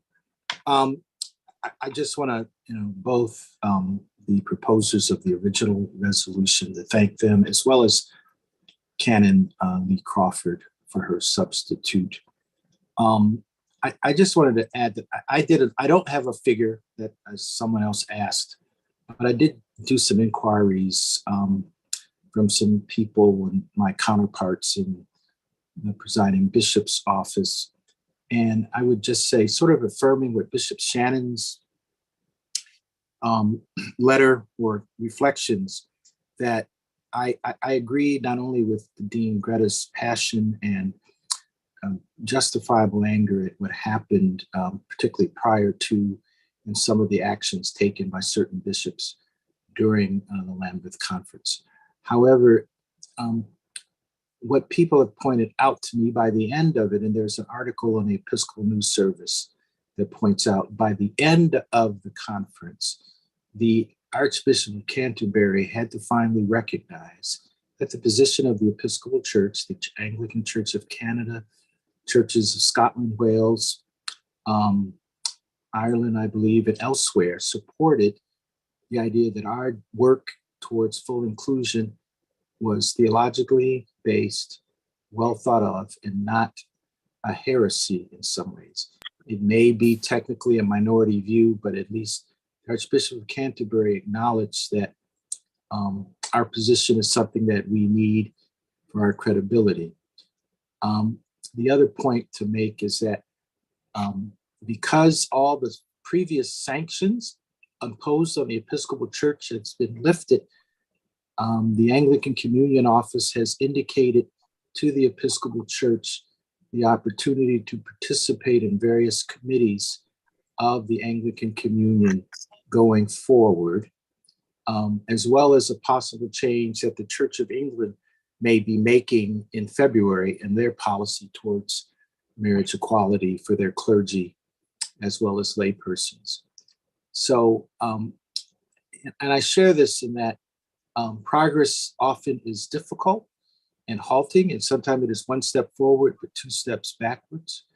But my experience, having served in another province of the church, specifically Southern Africa, the presence of missionaries, people who are serving elsewhere, has been a Walter, very positive. You have reached your time. Please wrap up. Thank you. Has been very salutatorious towards improving the understanding of the LGBT community and the Episcopal Church's position. Thank you.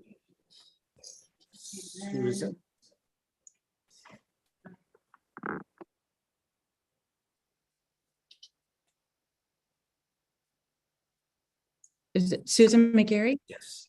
And then Titus? Yes.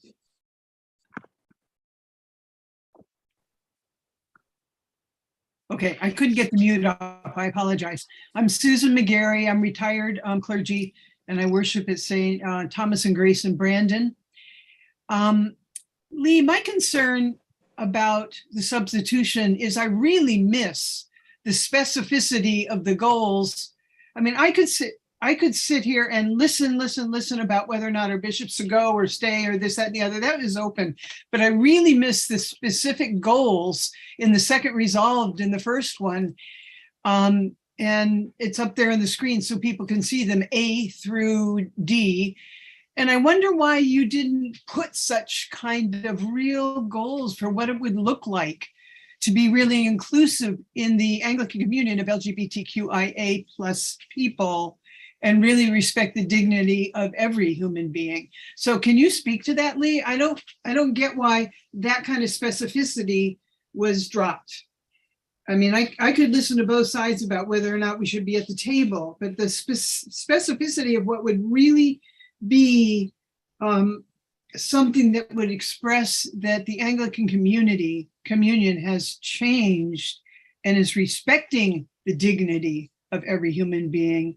I don't know why they're gone. So can you speak to that? I can try. I'm looking at them myself, and parts of the Anglican communion understand that Lambeth resolutions do not have any effect on our governance, that they are non-binding resolutions. Now, in other parts of the communion, they are taken as holy writ. I also know from my experience in Central America that the primates there are not ready yet to speak out, but are working quietly toward LGBTQIA inclusion. So it's a slow process, and I suspect there's a lot that's happening behind the scenes. I find that it's an ultimatum that I wonder if even other dioceses in the Episcopal Church would accept.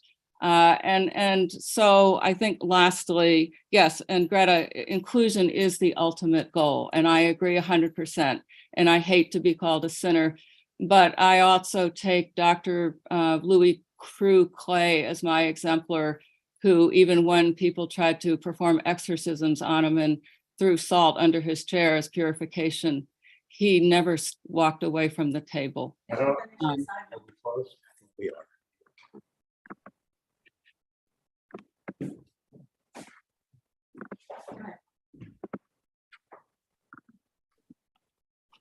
Titus Pressler, I think, could have a chance to speak Oh, okay. before we hit that. All right, Titus, we are going to let you talk now, and then Paul has to give us a word about where we are on time. Thank you very much, Bishop.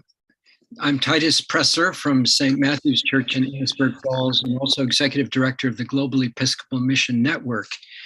And I speak both as a progressive Christian who has officiated at gay weddings, for instance, and also as someone who has supported, at the request of a presiding bishop, the actions of the Episcopal Church in the provinces of Kenya, Burundi, and Rwanda in the past. I don't know exactly what the budgetary allocation from the Episcopal Church is to the Anglican Communion Office, but it is a major contributor, much as the United States is a major contributor to the United Nations. So also the Episcopal Church is a disproportionate contributor to the Anglican Communion Office. With reference to the question as to whether the ACO is engaged in direct mission to the poorest of the poor, I would say that most of the ACO office budget is directed to the support of committees and commissions, which meet throughout the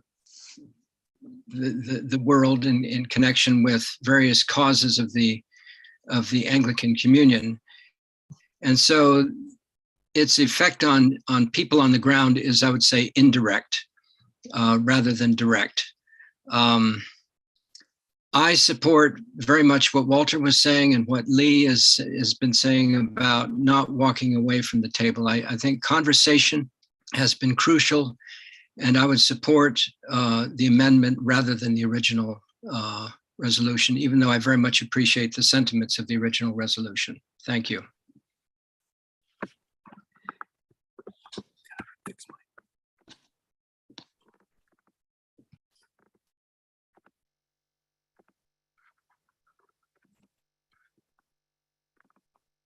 We have reached our 20-minute limit of discussion and debate on this particular motion. To proceed further, we would have to take a 2/3 vote to extend debate and discussion if it were desired on the substitute resolution. Otherwise, debate would be coming to an end and we would move to a vote on the proposed substitute resolution at this time.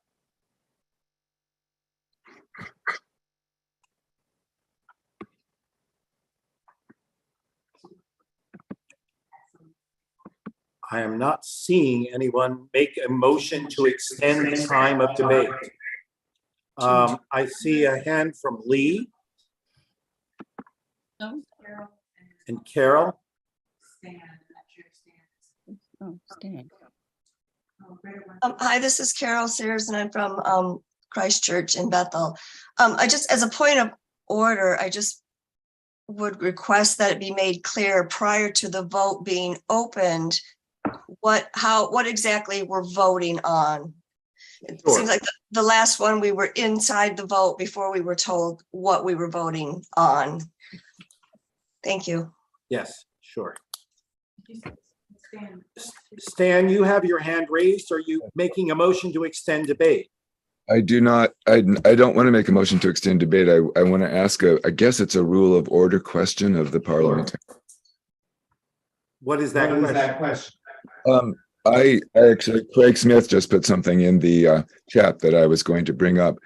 I would like to know if it's possible to move tabling both this substitute or amendment and the original for us to do a study during this year, since the general convention is not until 2024.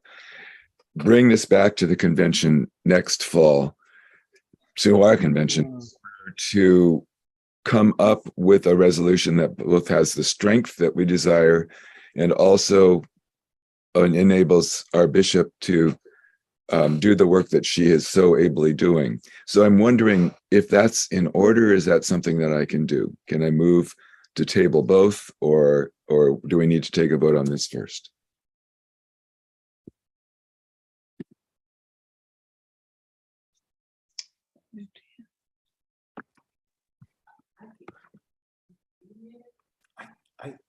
I'm asking the chancellor to weigh in on the procedural steps that would need to be taken for that kind of action to be enacted by convention.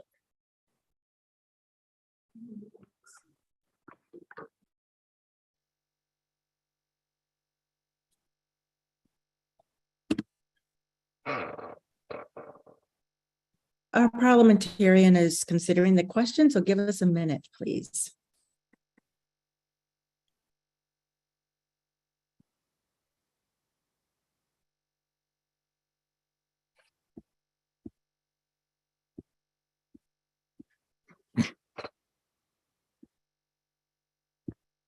I've placed in the chat a offer to lead and facilitate with some people like Katie Sherrod diocesan discussions in 2023 about this.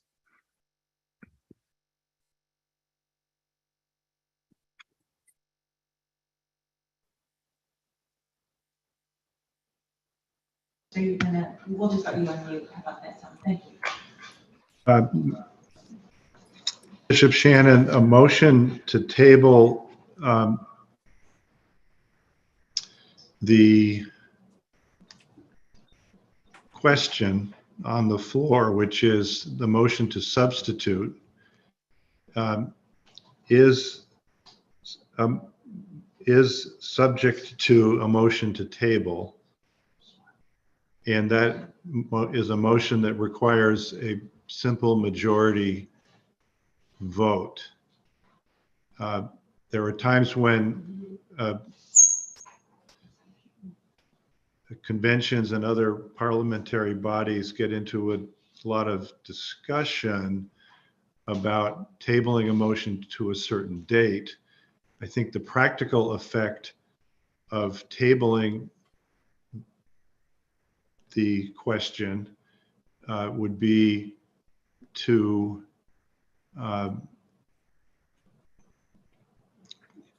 it would eliminate further action on it at this convention, because we don't come back again tomorrow to work on it, and I think the motion would probably, if it were going to be offered, would probably best, in the spirit in which Stan Baker has expressed it, would be to table both the proposed substitute resolution and the underlying original resolution, if that's the will of the proposer of the motion, and the motion would need a second. And one more thought. It is not debatable. The motion to table. The motion to table is not debatable. So there are 3 hands up now. Lee, Crawford, and then Lisette afterwards. May I speak? Lee Crawford, yes. Stan, I Well, the motion appreciate, hasn't been made. I'm not debating it, but I am willing to second Stan's motion to table with the hope that that will give us time in the year to come to craft a resolution that can be beneficial for all. So for us to proceed, we do need a motion on the floor to table both the substitute motion and the original proposed resolution in order to table it and work through a remedy that might blend the two over the course of the next year for presentation to next year's convention. So Greta Getline is willing to move that tabling motion. And Walter Brownridge, I believe, is willing to second it. You can't move it. Although we can't. That's right. It has to be. So Greta, I'm going to ask you to unmute if you would, so that you might actually verbally make that motion. Thank you, Mr. Secretary. I make the motion to table both of these resolutions until the next diocesan convention for study. Or somebody.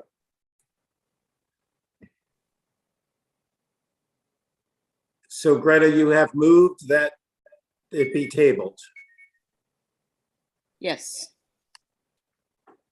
Okay, thank you. Is there a second?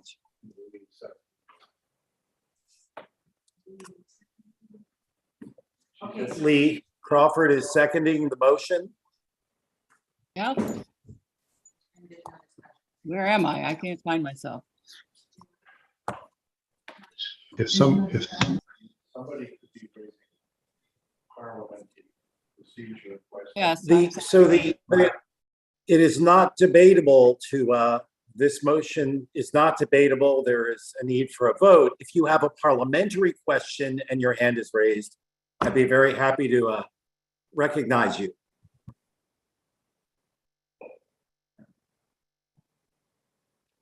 Are there any other questions about what it is we are voting on? Just for clarity's sake, before a vote is undertaken, the motion before us is to table the substitute motion that was the substitute resolution that was put forward, as well as resolution 5 related to the Lambeth Conference. And that's what we'll be asked to vote on, to table those two resolutions. So can we proceed to a vote, Bishop? Yes. So we can proceed to a vote. We have, is this an election buddy vote coming through? Yes. The vote is now live.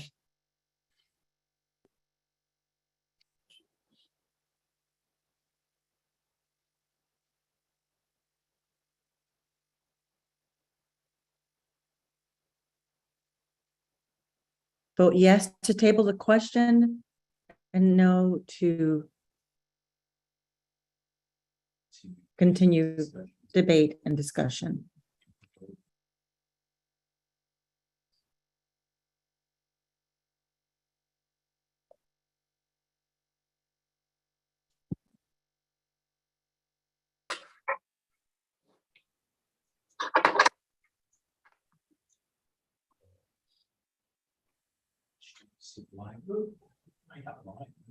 I did, yeah.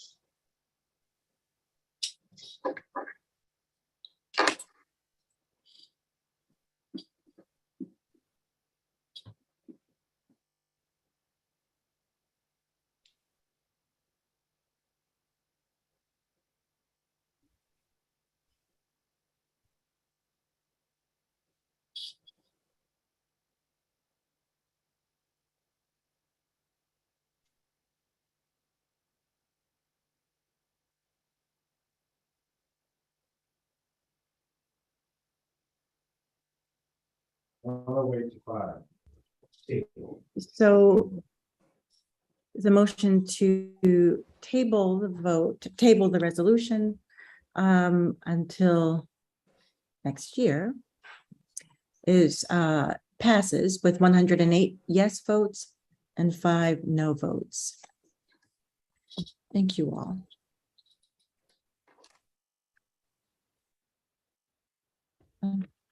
Okay. So now I call on Jenny Ogilvy, Chair of the Nominations Committee, for a report and introduction of nominees for uncontested elections. Thank you, Bishop Shannon. Oh, but wait, I want to say one more thing. Many thanks to Ann Brown, Chair of the Resolutions Committee, and all those who worked with her. Jenny. Okay. We're going to start with the elections for which there are no contests. So our nominees for the Committee on Congregational Development and Formation, this is an uncontested election, are in the clergy order, the Reverend Jenny Anderson, the Reverend Kim Hardy, the Reverend Earl Coopercamp, and the Reverend Dr. Frederick Moser. And in the lay order, Wendy Bassett, Colleen Gates, and Elizabeth McEwen. Our nominees for the Commission on Finance, uncontested election, are in the clergy order, the Very Reverend Greta Getline, the Reverend Kathy Hartman, and the Reverend Bob Wilson. And in the lay order, Beth Davis, Colin Sennett, and Dr. Charles Willers. Our nominee and contestant for provincial synod is Denise Noble. Our nominee for Rock Point Board is Wallace Good. Our nominee for Rock Point School Trustees is Lee McLennan. And our clergy nominee for Standing Committee is the Reverend Paul V. Olson. And our lay nominee for Standing Committee is Jennifer Knowles. Our nominee for trustees of the diocese class of 2025 is Ann Gio. And our nominee for trustees of the diocese class of 2026 is Dana Peterson. A link to the nominations packet is available in the chat. Were any additional nominations for elected office received at 6:30? Doesn't look like so. All right. All right.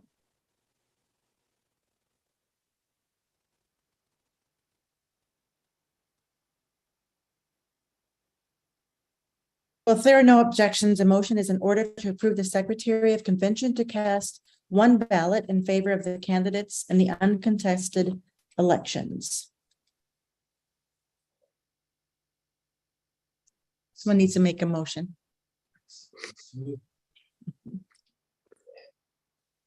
Not all at once. Melissa Clary.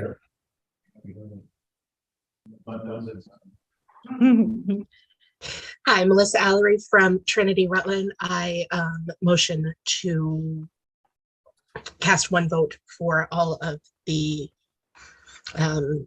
nominees. Thank you. And is there a second? Rob Spanauer. I second the motion. Right. The matter before us is the election of all nominees for uncontested office. Please vote using election buddy. Vote yes to approve the motion. Vote no to reject the motion.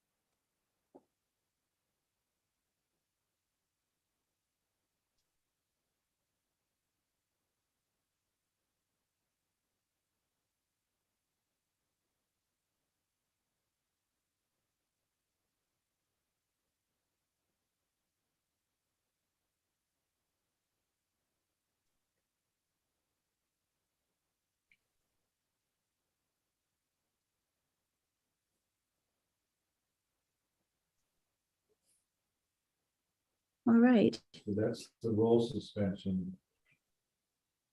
Direct the secretary to cast one ballot, and that passed. Yes. So, yeah, I made one mistake with our with our order here, as we were also discussing a change in that order. But anyhow, so we've suspended the rules of order so that we can direct the Secretary of Convention to cast one ballot for all uncontested nominations.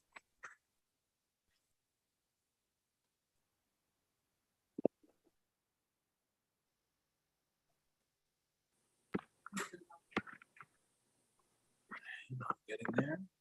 So hold on a moment while we wait for Paul to vote.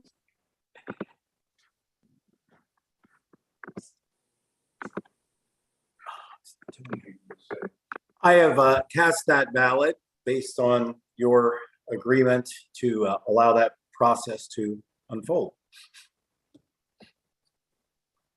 So I call on Jenny Ogilvy for a report and introduction of clergy nominees for General Convention deputies. Thank you, Bishop Shannon. Nominees for General Convention deputy in the clergy order are the Reverend Jenny Anderson. Jenny's first name is spelled. Oh, it's correct. Never mind. It's correct on your sheet. Okay, so let me start again. Nominees for General Convention deputy in the clergy order are the Reverend Jenny Anderson, the Venerable Stannard Baker, the Reverend Canon Walter Brownridge, the Reverend Canon Lee Crawford, the Very Reverend Greta Getline, the Reverend Earl Coopercamp, the Reverend Lisa Ransom, and the Reverend Amy Smagna. We will vote by orders for 4 clergy deputies to General Convention. A nominee must receive a majority vote in both the clergy and the lay orders to be elected. The number of votes cast for each nominee will put the elected deputies in rank order.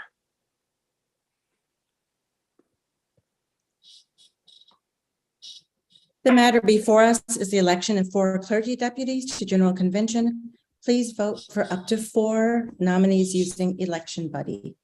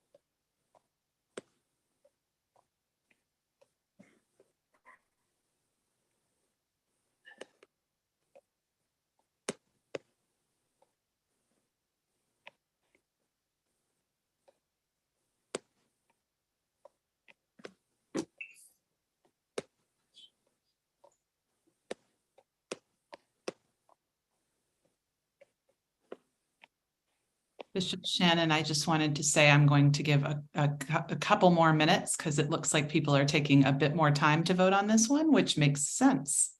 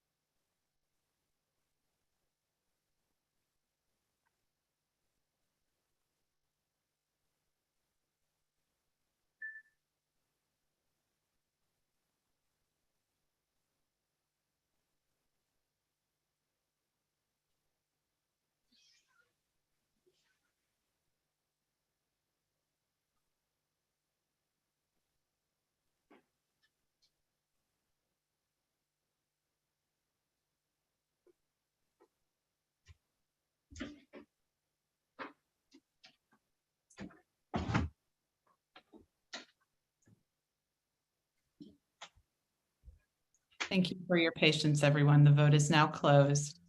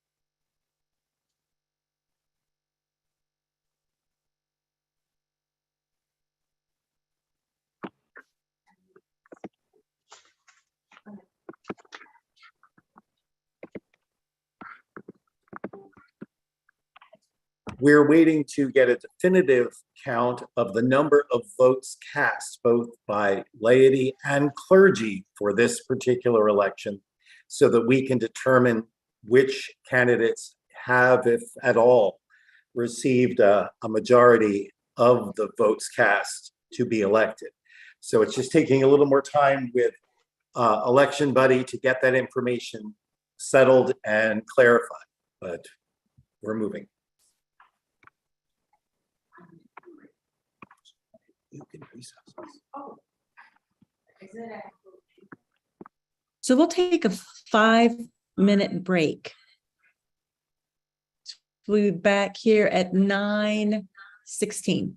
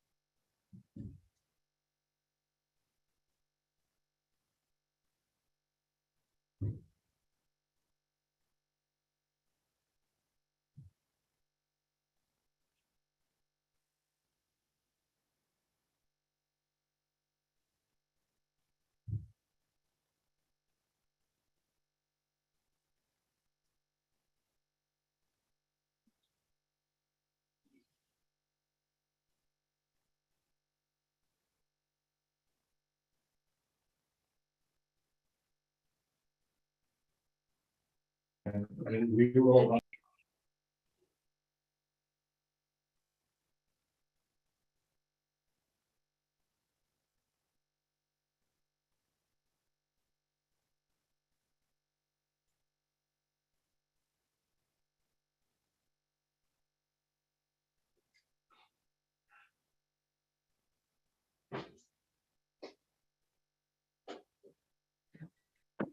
Right, so Paul will read out the results for us.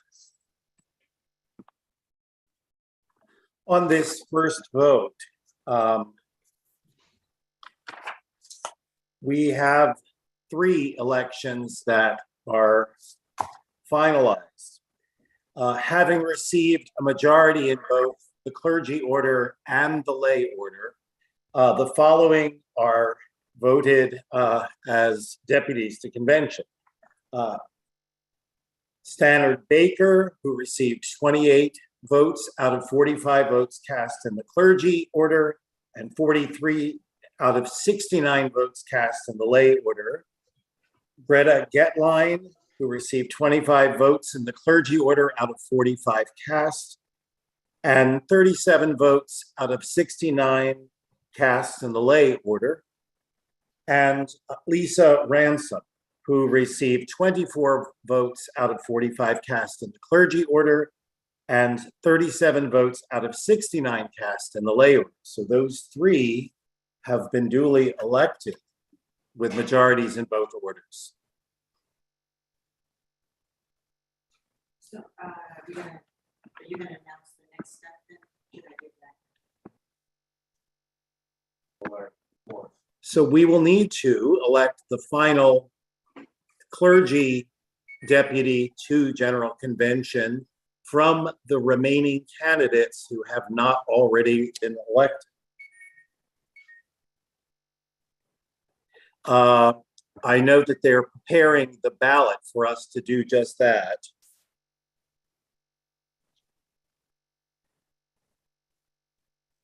And that'll be our next order of business, to take that vote to vote for the one remaining clergy deputy to General Convention from the remaining candidates. I'd like to say.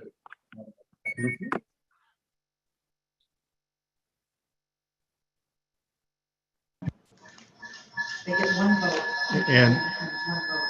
could you mute? I'm muted. Okay. They're coming from your side. Okay. And this is Tom Little. Just to underscore that, this next ballot, vote for one, a ballot that comes in with more than one vote cast on it will be a spoiled ballot and will not count as a vote.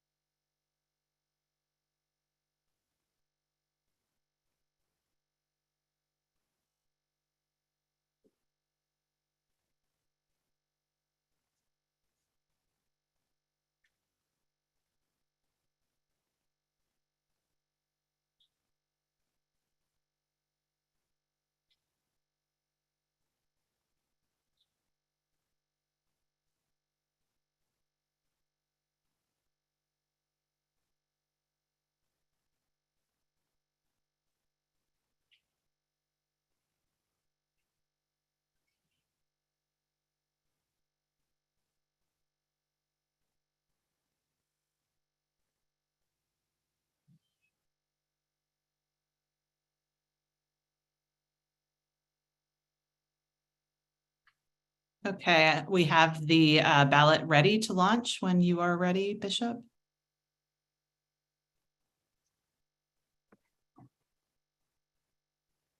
Ready to vote? She wants to just have you give the nod. I'm muted. No, you're not. Okay.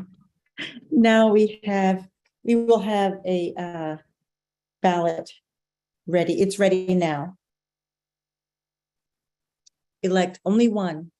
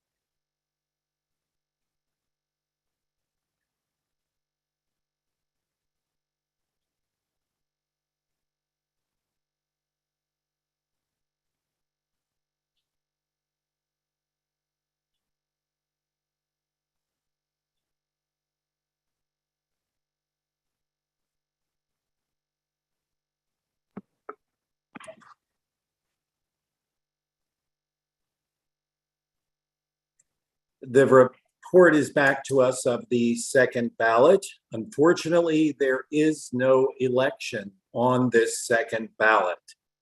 No individual candidate received sufficient votes in both the clergy order and the lay order to be elected based on the number of votes cast in each order. So we are going to need to do a third ballot. But to help you along in your deliberations and your voting on that third ballot, we wanted to share with you the vote tallies that came in for each candidate in the clergy order and the lay order. So you have that information in your mind.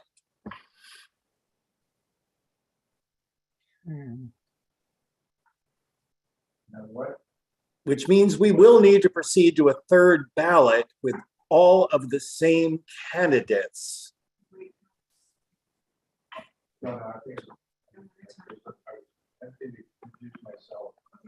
Yes. So we will just run that same ballot again. Right.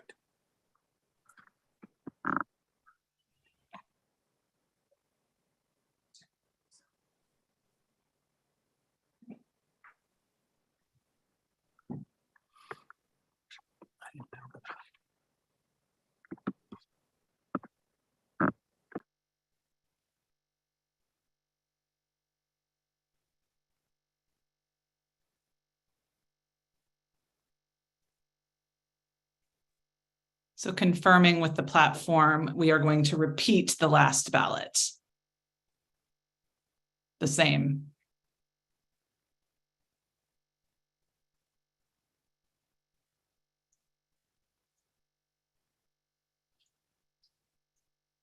I didn't hear anything from anyone. I wanted to confirm with someone on the platform that we're repeating the ballot. I still can't hear anybody. Yes, we are. That I heard. Okay, one moment. Were there any spoiled ballots? Chancellor Tom, people have the option of abstaining. There were 2 abstentions.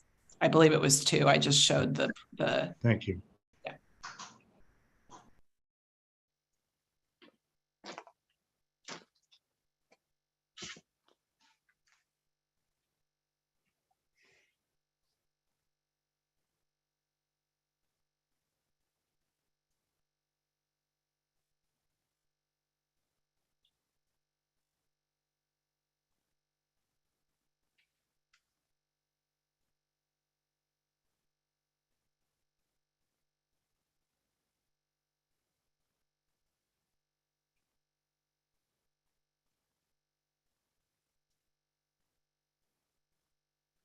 The vote is live.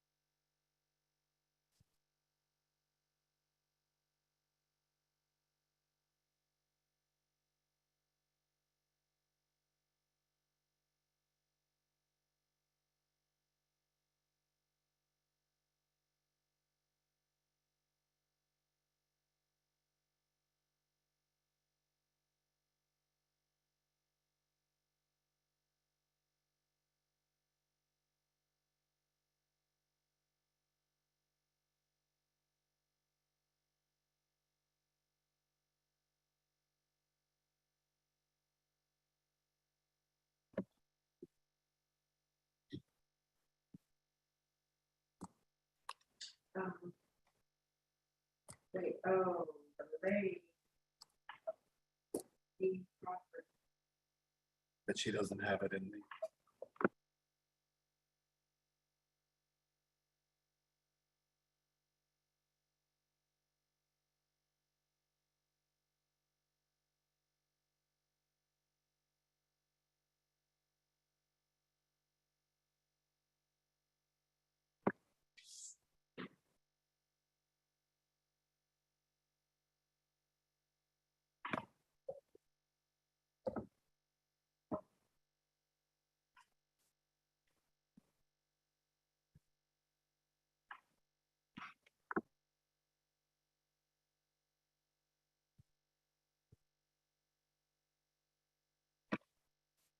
Kathleen?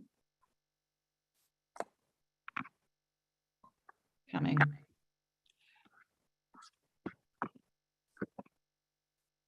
Yes. Yes. Will we be able to project the results of the third ballot? for people to see? Certainly. The third ballot has been fully tallied. Both the clergy and lay votes received. And unfortunately, there is no election in this ballot, which means we have to proceed to a fourth ballot. But no single candidate received a majority of votes cast in both orders. So we are needing to do a fourth ballot, but these are the ballot tallies, votes received for each candidate in the third ballot. It was close, but not quite there for a majority in both orders.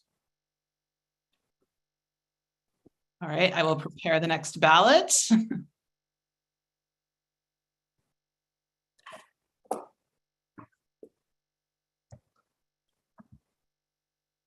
If this goes beyond 3.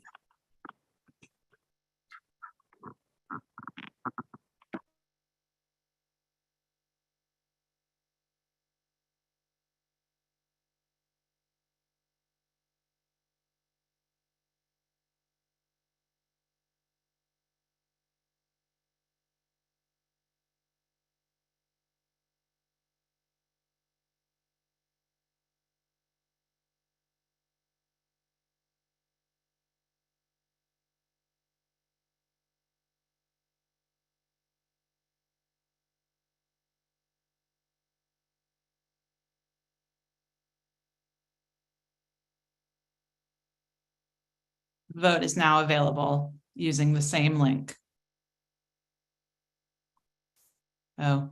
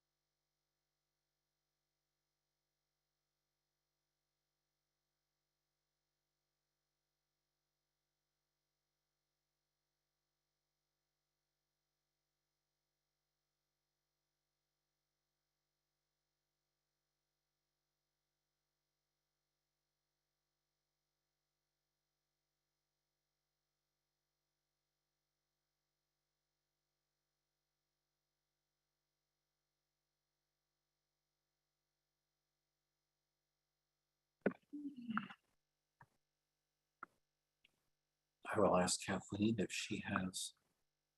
I am here. Would you like me to show the results? Oh, wait a minute. Is somebody saying?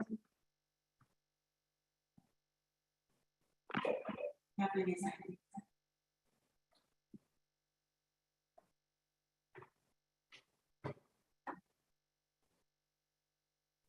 We have two.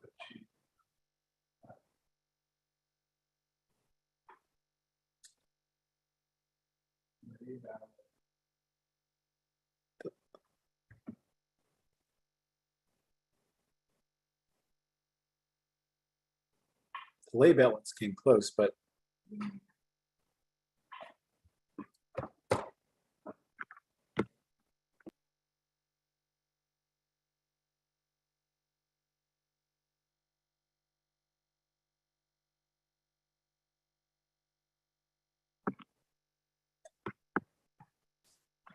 Kathleen, you've been able to report us the results of that ballot. And it would appear from all the votes cast, both in the clergy and lay order, there is not a clear election on this ballot. These are the number of votes received for each candidate on the most recent ballot. It was close, but not quite there for any one candidate to prevail. I see Earl Coopercamp has his hand raised. Earl? Yes, Earl Coopercamp from Church of the Good Shepherd in Barry, and so I withdraw. You're unmuted, but we can't hear you. No, we can hear him. We can hear him. Yeah, I'm saying I withdraw. You want to hear this, Paul?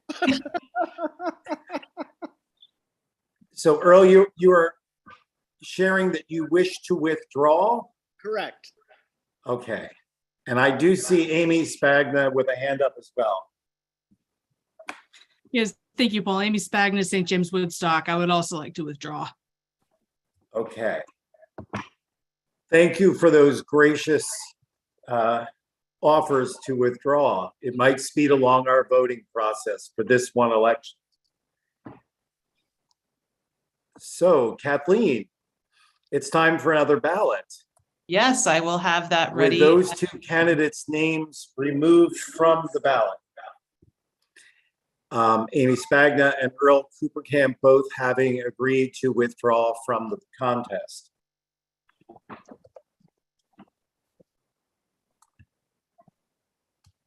So we will soon be receiving another election buddy opportunity to vote with a smaller group of potential candidates, and perhaps this time it'll be a chance to actually elect the one final clergy deputy for General Convention.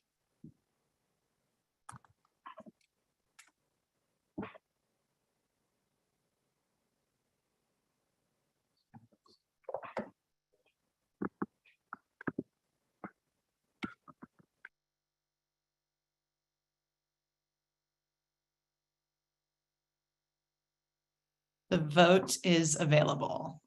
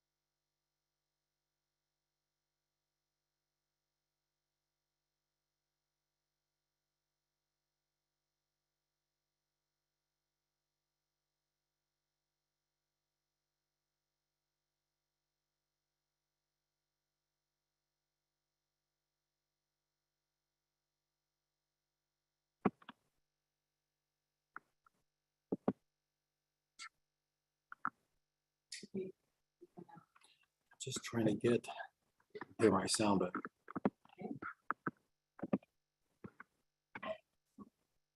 So results are in, and on the 5th ballot, there was no election. Kathleen, you do have the vote tallies, right? I do have them. Do you want me to show them? Yes. Yes, I think if it's instructive for the voting population to know a little more about where the momentum is going behind candidates, it might be useful to guide us into the 6th ballot.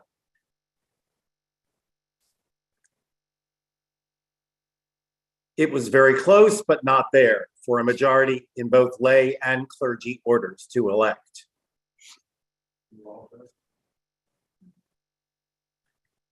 So,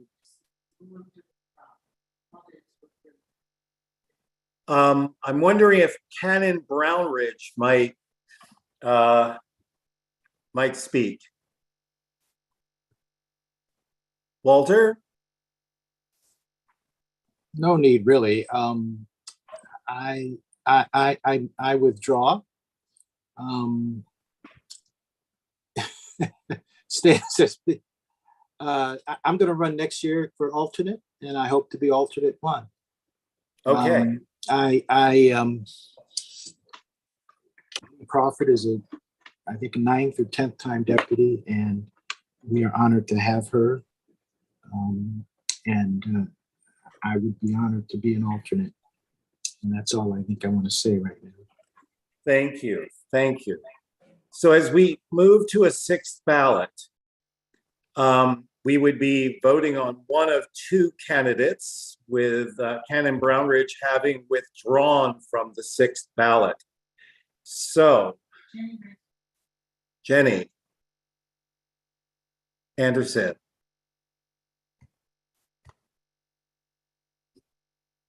Jenny, can you unmute? I'm unmuting.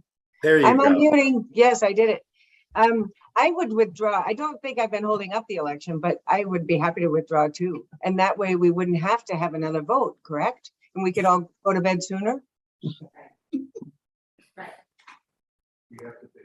We do have to take a vote, but it would be a rather simple vote if there were just one candidate on that ballot. Thank you. I'm going to mute myself now. So you would like to withdraw? Okay, thank you. Thank you. Could we do that vote as a Zoom poll if there is just one candidate rather than the election buddy system? But we would not be able to count the clergy and lay votes. That's correct. So I've got it almost ready to go. With one sole candidate to consider. You can vote for that candidate, or you may abstain from voting for that candidate. But we will have to go to a 6th ballot on election buddy. Yes, one moment, I will let you know when it is ready. Okay.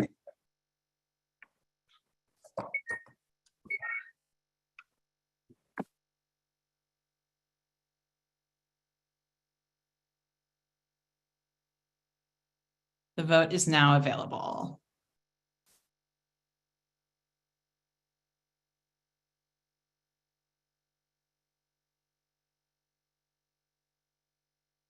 Ballot is now ready.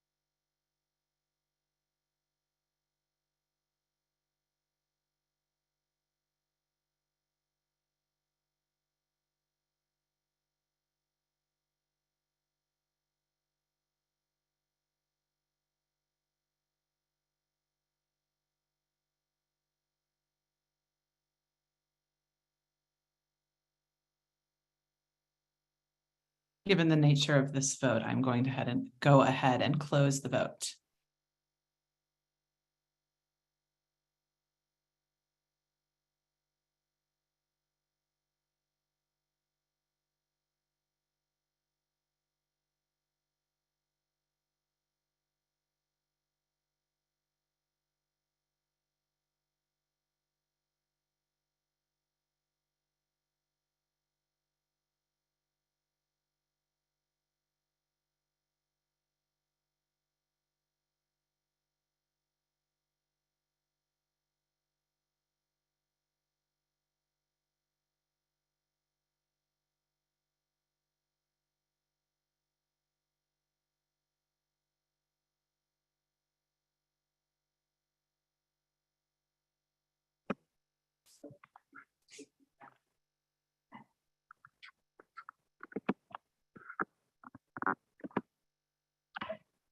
Lee Crawford, you have your hand raised for a query or a question?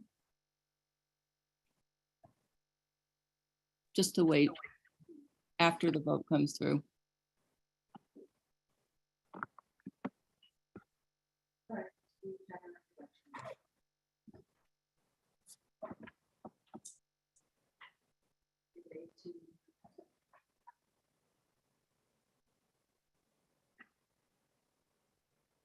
$32 and $48.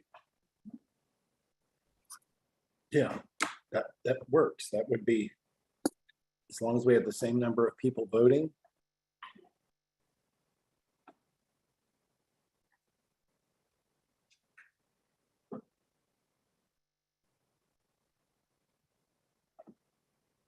Does that seem correct?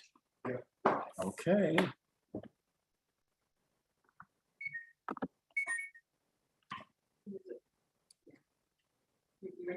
Mhm. Well, I'm happy to report that on the 6th ballot, we have elected the 4th clergy deputy to General Convention. There were sufficient votes in both orders to have a majority in both clergy and lay orders to elect the Reverend Canon Lee Crawford as the 4th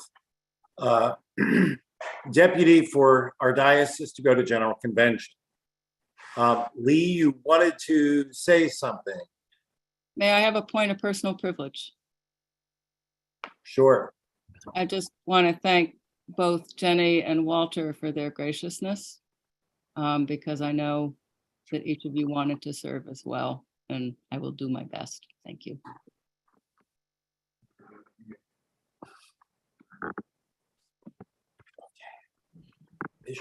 All right, now I call on Jenny Ogilvy for a report and introduction of lay nominees for General Convention deputies. Thank you, Bishop Shannon. Nominees for General Convention Deputy in the lay order are Ann Brown, Nancy Gordon, Jennifer Knowles, Luke Kruger, and Thomas Little. We will vote by orders for for 4 lay deputies to General Convention. A nominee must receive a majority vote in each order to be elected. The number of votes cast for each nominee will put the elected deputies in rank order.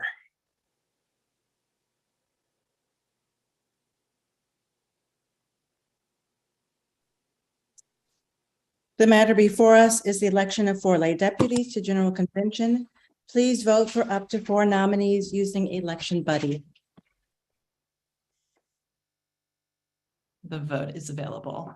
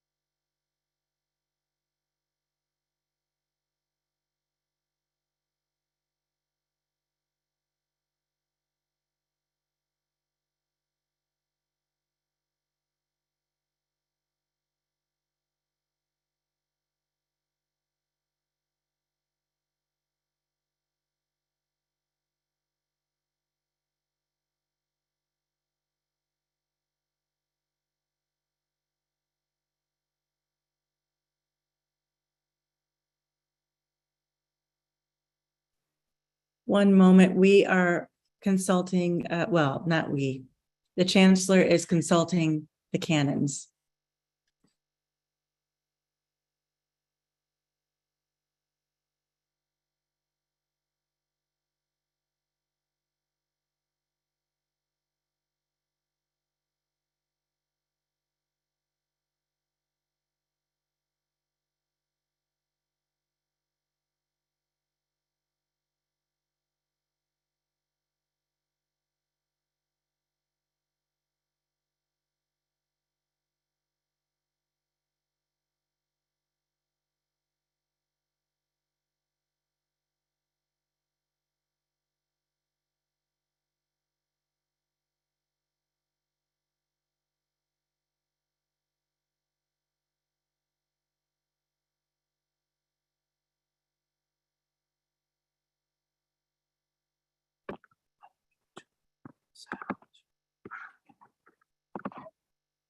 Well, I have good news to report. Miraculously, we have an election on the first ballot. So, given that you needed to have a majority in both the clergy and the lay order voting for people, the candidates who are elected as our 4 deputies, 2 lay deputies to General Convention are Ann Brown, Jennifer Knowles, Luke Kruger, and Thomas Little. Those 4 are elected.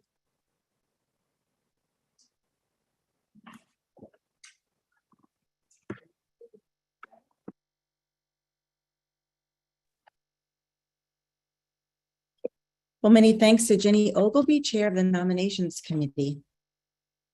And thanks to you all for your patience and diligence. I call on Ann Brown, Chair of the Resolutions Committee, to present courtesy resolutions.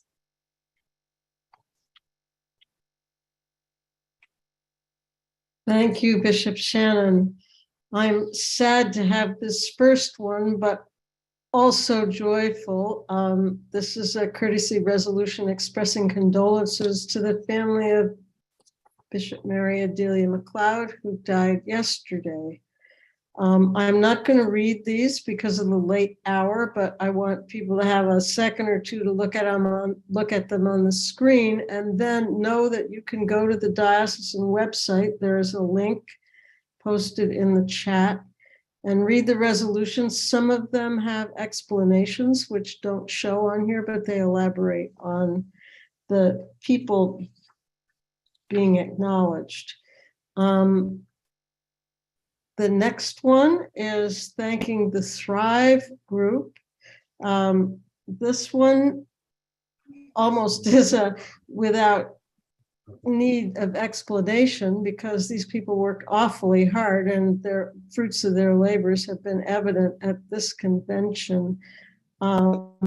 So please go and read that. It has a background section to it, so that isn't showing on the screen, but the Resolutions Committee moves adoption of all of these. I think we'll do that by acclamation at the end. Also, before I move on, I want to be sure and thank the rest of the committee, who each of them had a hand in several of these. We can go on to the next one. This one, oh, the spacing got a little funny. This one commends and thanks our bishop for her leadership. The COVID pandemic has been a huge disruption, and in spite of it, she got us going with the Thrive group and has kept us focused through these last very odd years. And I encourage you to read this resolution. But it ends with, may we, along with our bishop, be empowered by God to continue to step out, go toward Jesus, and be a new and thriving church. The next one also commends our bishop for her witness at the Lambeth Conference. she came away with some wonderful reflections that I hope everyone was able to read. And we do, as we say in the resolution, look forward to hearing more from her as she continues to, as the resolution says, unpack her experience and also continues her witness in the future. Then we have two courtesy resolutions thanking our presenters for last Saturday's convention. The Reverend, oops, how did that get to be Lawrence? It's supposed to be Lorenzo Labrija. Thanking him for his efforts. And the next one thanks the Reverend Canon Whitney Rice for her wonderful talk. She was able to talk faster than I could ever imagine, but she had wonderful things to say, so I'm glad she got it all crammed in. And finally, we have a courtesy resolution thanking and honoring the Reverend Shelley Richardson, who has been one of our longest serving so-called locally ordained clergy members. She is retired from her long work at Christ Church Bethel. And we in the diocese and at Christ Church wish her well.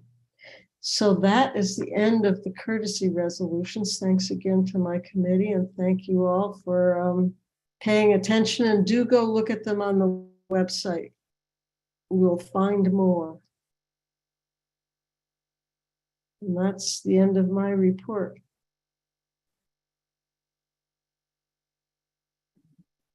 Many thanks to the Resolutions Committee.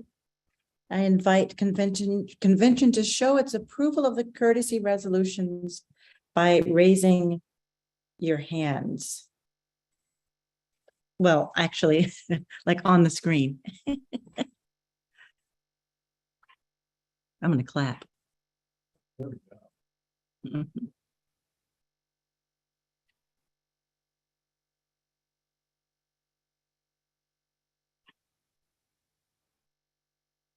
Thank you.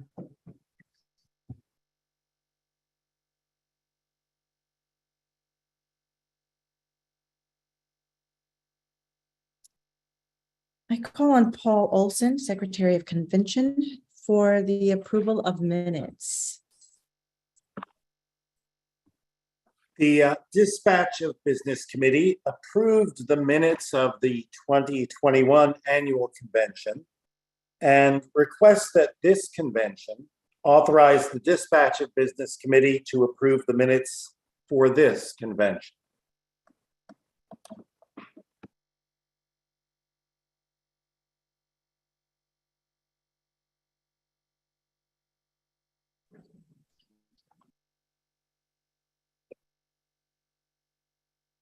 I call for a motion that the convention authorizes the Dispatch of Business Committee to approve the minutes of this convention. And Baker to move it. Stan? I so move. Thank you. Is that second? And Lisette? Are you ready? Thank you. Lisette is seconding, that you didn't say. Where's Lindsay Huddle doing it? We're recording as a person that seconded the motion. Yeah, I second, yeah. Is that Lindsay? Because I would Lisette, second. That was, yeah, I think both Lindsay and Lizette were finally able to unmute. Okay. All right. So the matter before us is authorizing the Dispatch of Business Committee to approve the minutes of this convention. Please indicate your vote using the Zoom poll that will appear on your screen.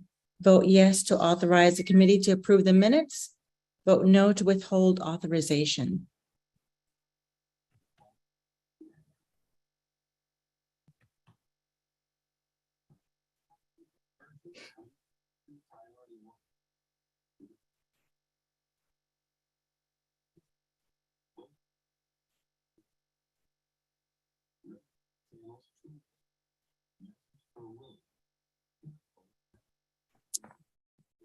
Well, the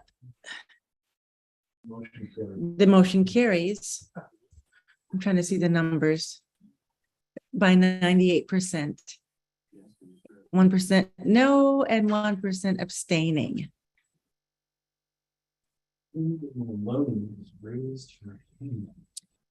Linda, oh, nope, she took it down. All right. Okay, so the date of the next convention, while we're there, will be at our in-person part will be November 4th at the Cathedral Church of St. Paul in Burlington, and Thursday, November 9 online. And of course, we will have the pre-convention hearing before all of that. So I cannot believe that there is any other business to be done except for me to call for a motion to adjourn. I'm waiting for a hand. Earl, go ahead. Bishop, I call for a motion to adjourn. Second. Luke Kruger. Right, Reverend Madam, I second the motion to adjourn. Thank you. So the matter before us is adjourning the 189th Convention of the Diocese of Vermont. Please indicate your vote using the Zoom poll that will appear on your screen. Vote yes to adjourn and vote no to, I don't know, to stay on Zoom all night if you'd like. Oh,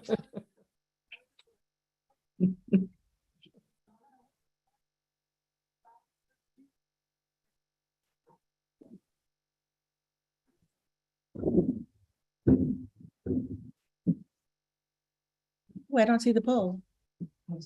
Oh, is it? Oh, maybe I did. Did I do something? Oh, did I get rid of it, Kathleen? Sorry, I might have clicked a button I wasn't supposed to. It's showing up for me. Here we go. Okay, great. Yeah, here we go. It's sharing the results. People want to adjourn, I believe. So it is time to adjourn, and I declare us adjourned, and I will say a quick prayer for us and send us on our way. Thank you all for your work tonight. What? Oh, I have chosen to announce the appointments at a later time so that we can save a little bit of time. Let us pray. Keep watch, dear God, with those who work or watch or weep this night, and give your angels charge over those who sleep. Tend the sick, O Christ. Give rest to the weary. Bless the dying. Soothe the suffering. Pity the afflicted. Shield the joyous, and all for your love's sake. Amen. Live without fear. Your Creator has made you holy, has always protected you, and loves you as a mother. Go in peace to follow the good road, and may the blessing of God, holy eternal majesty, holy incarnate word, and holy abiding spirit be with you now and forevermore. Amen.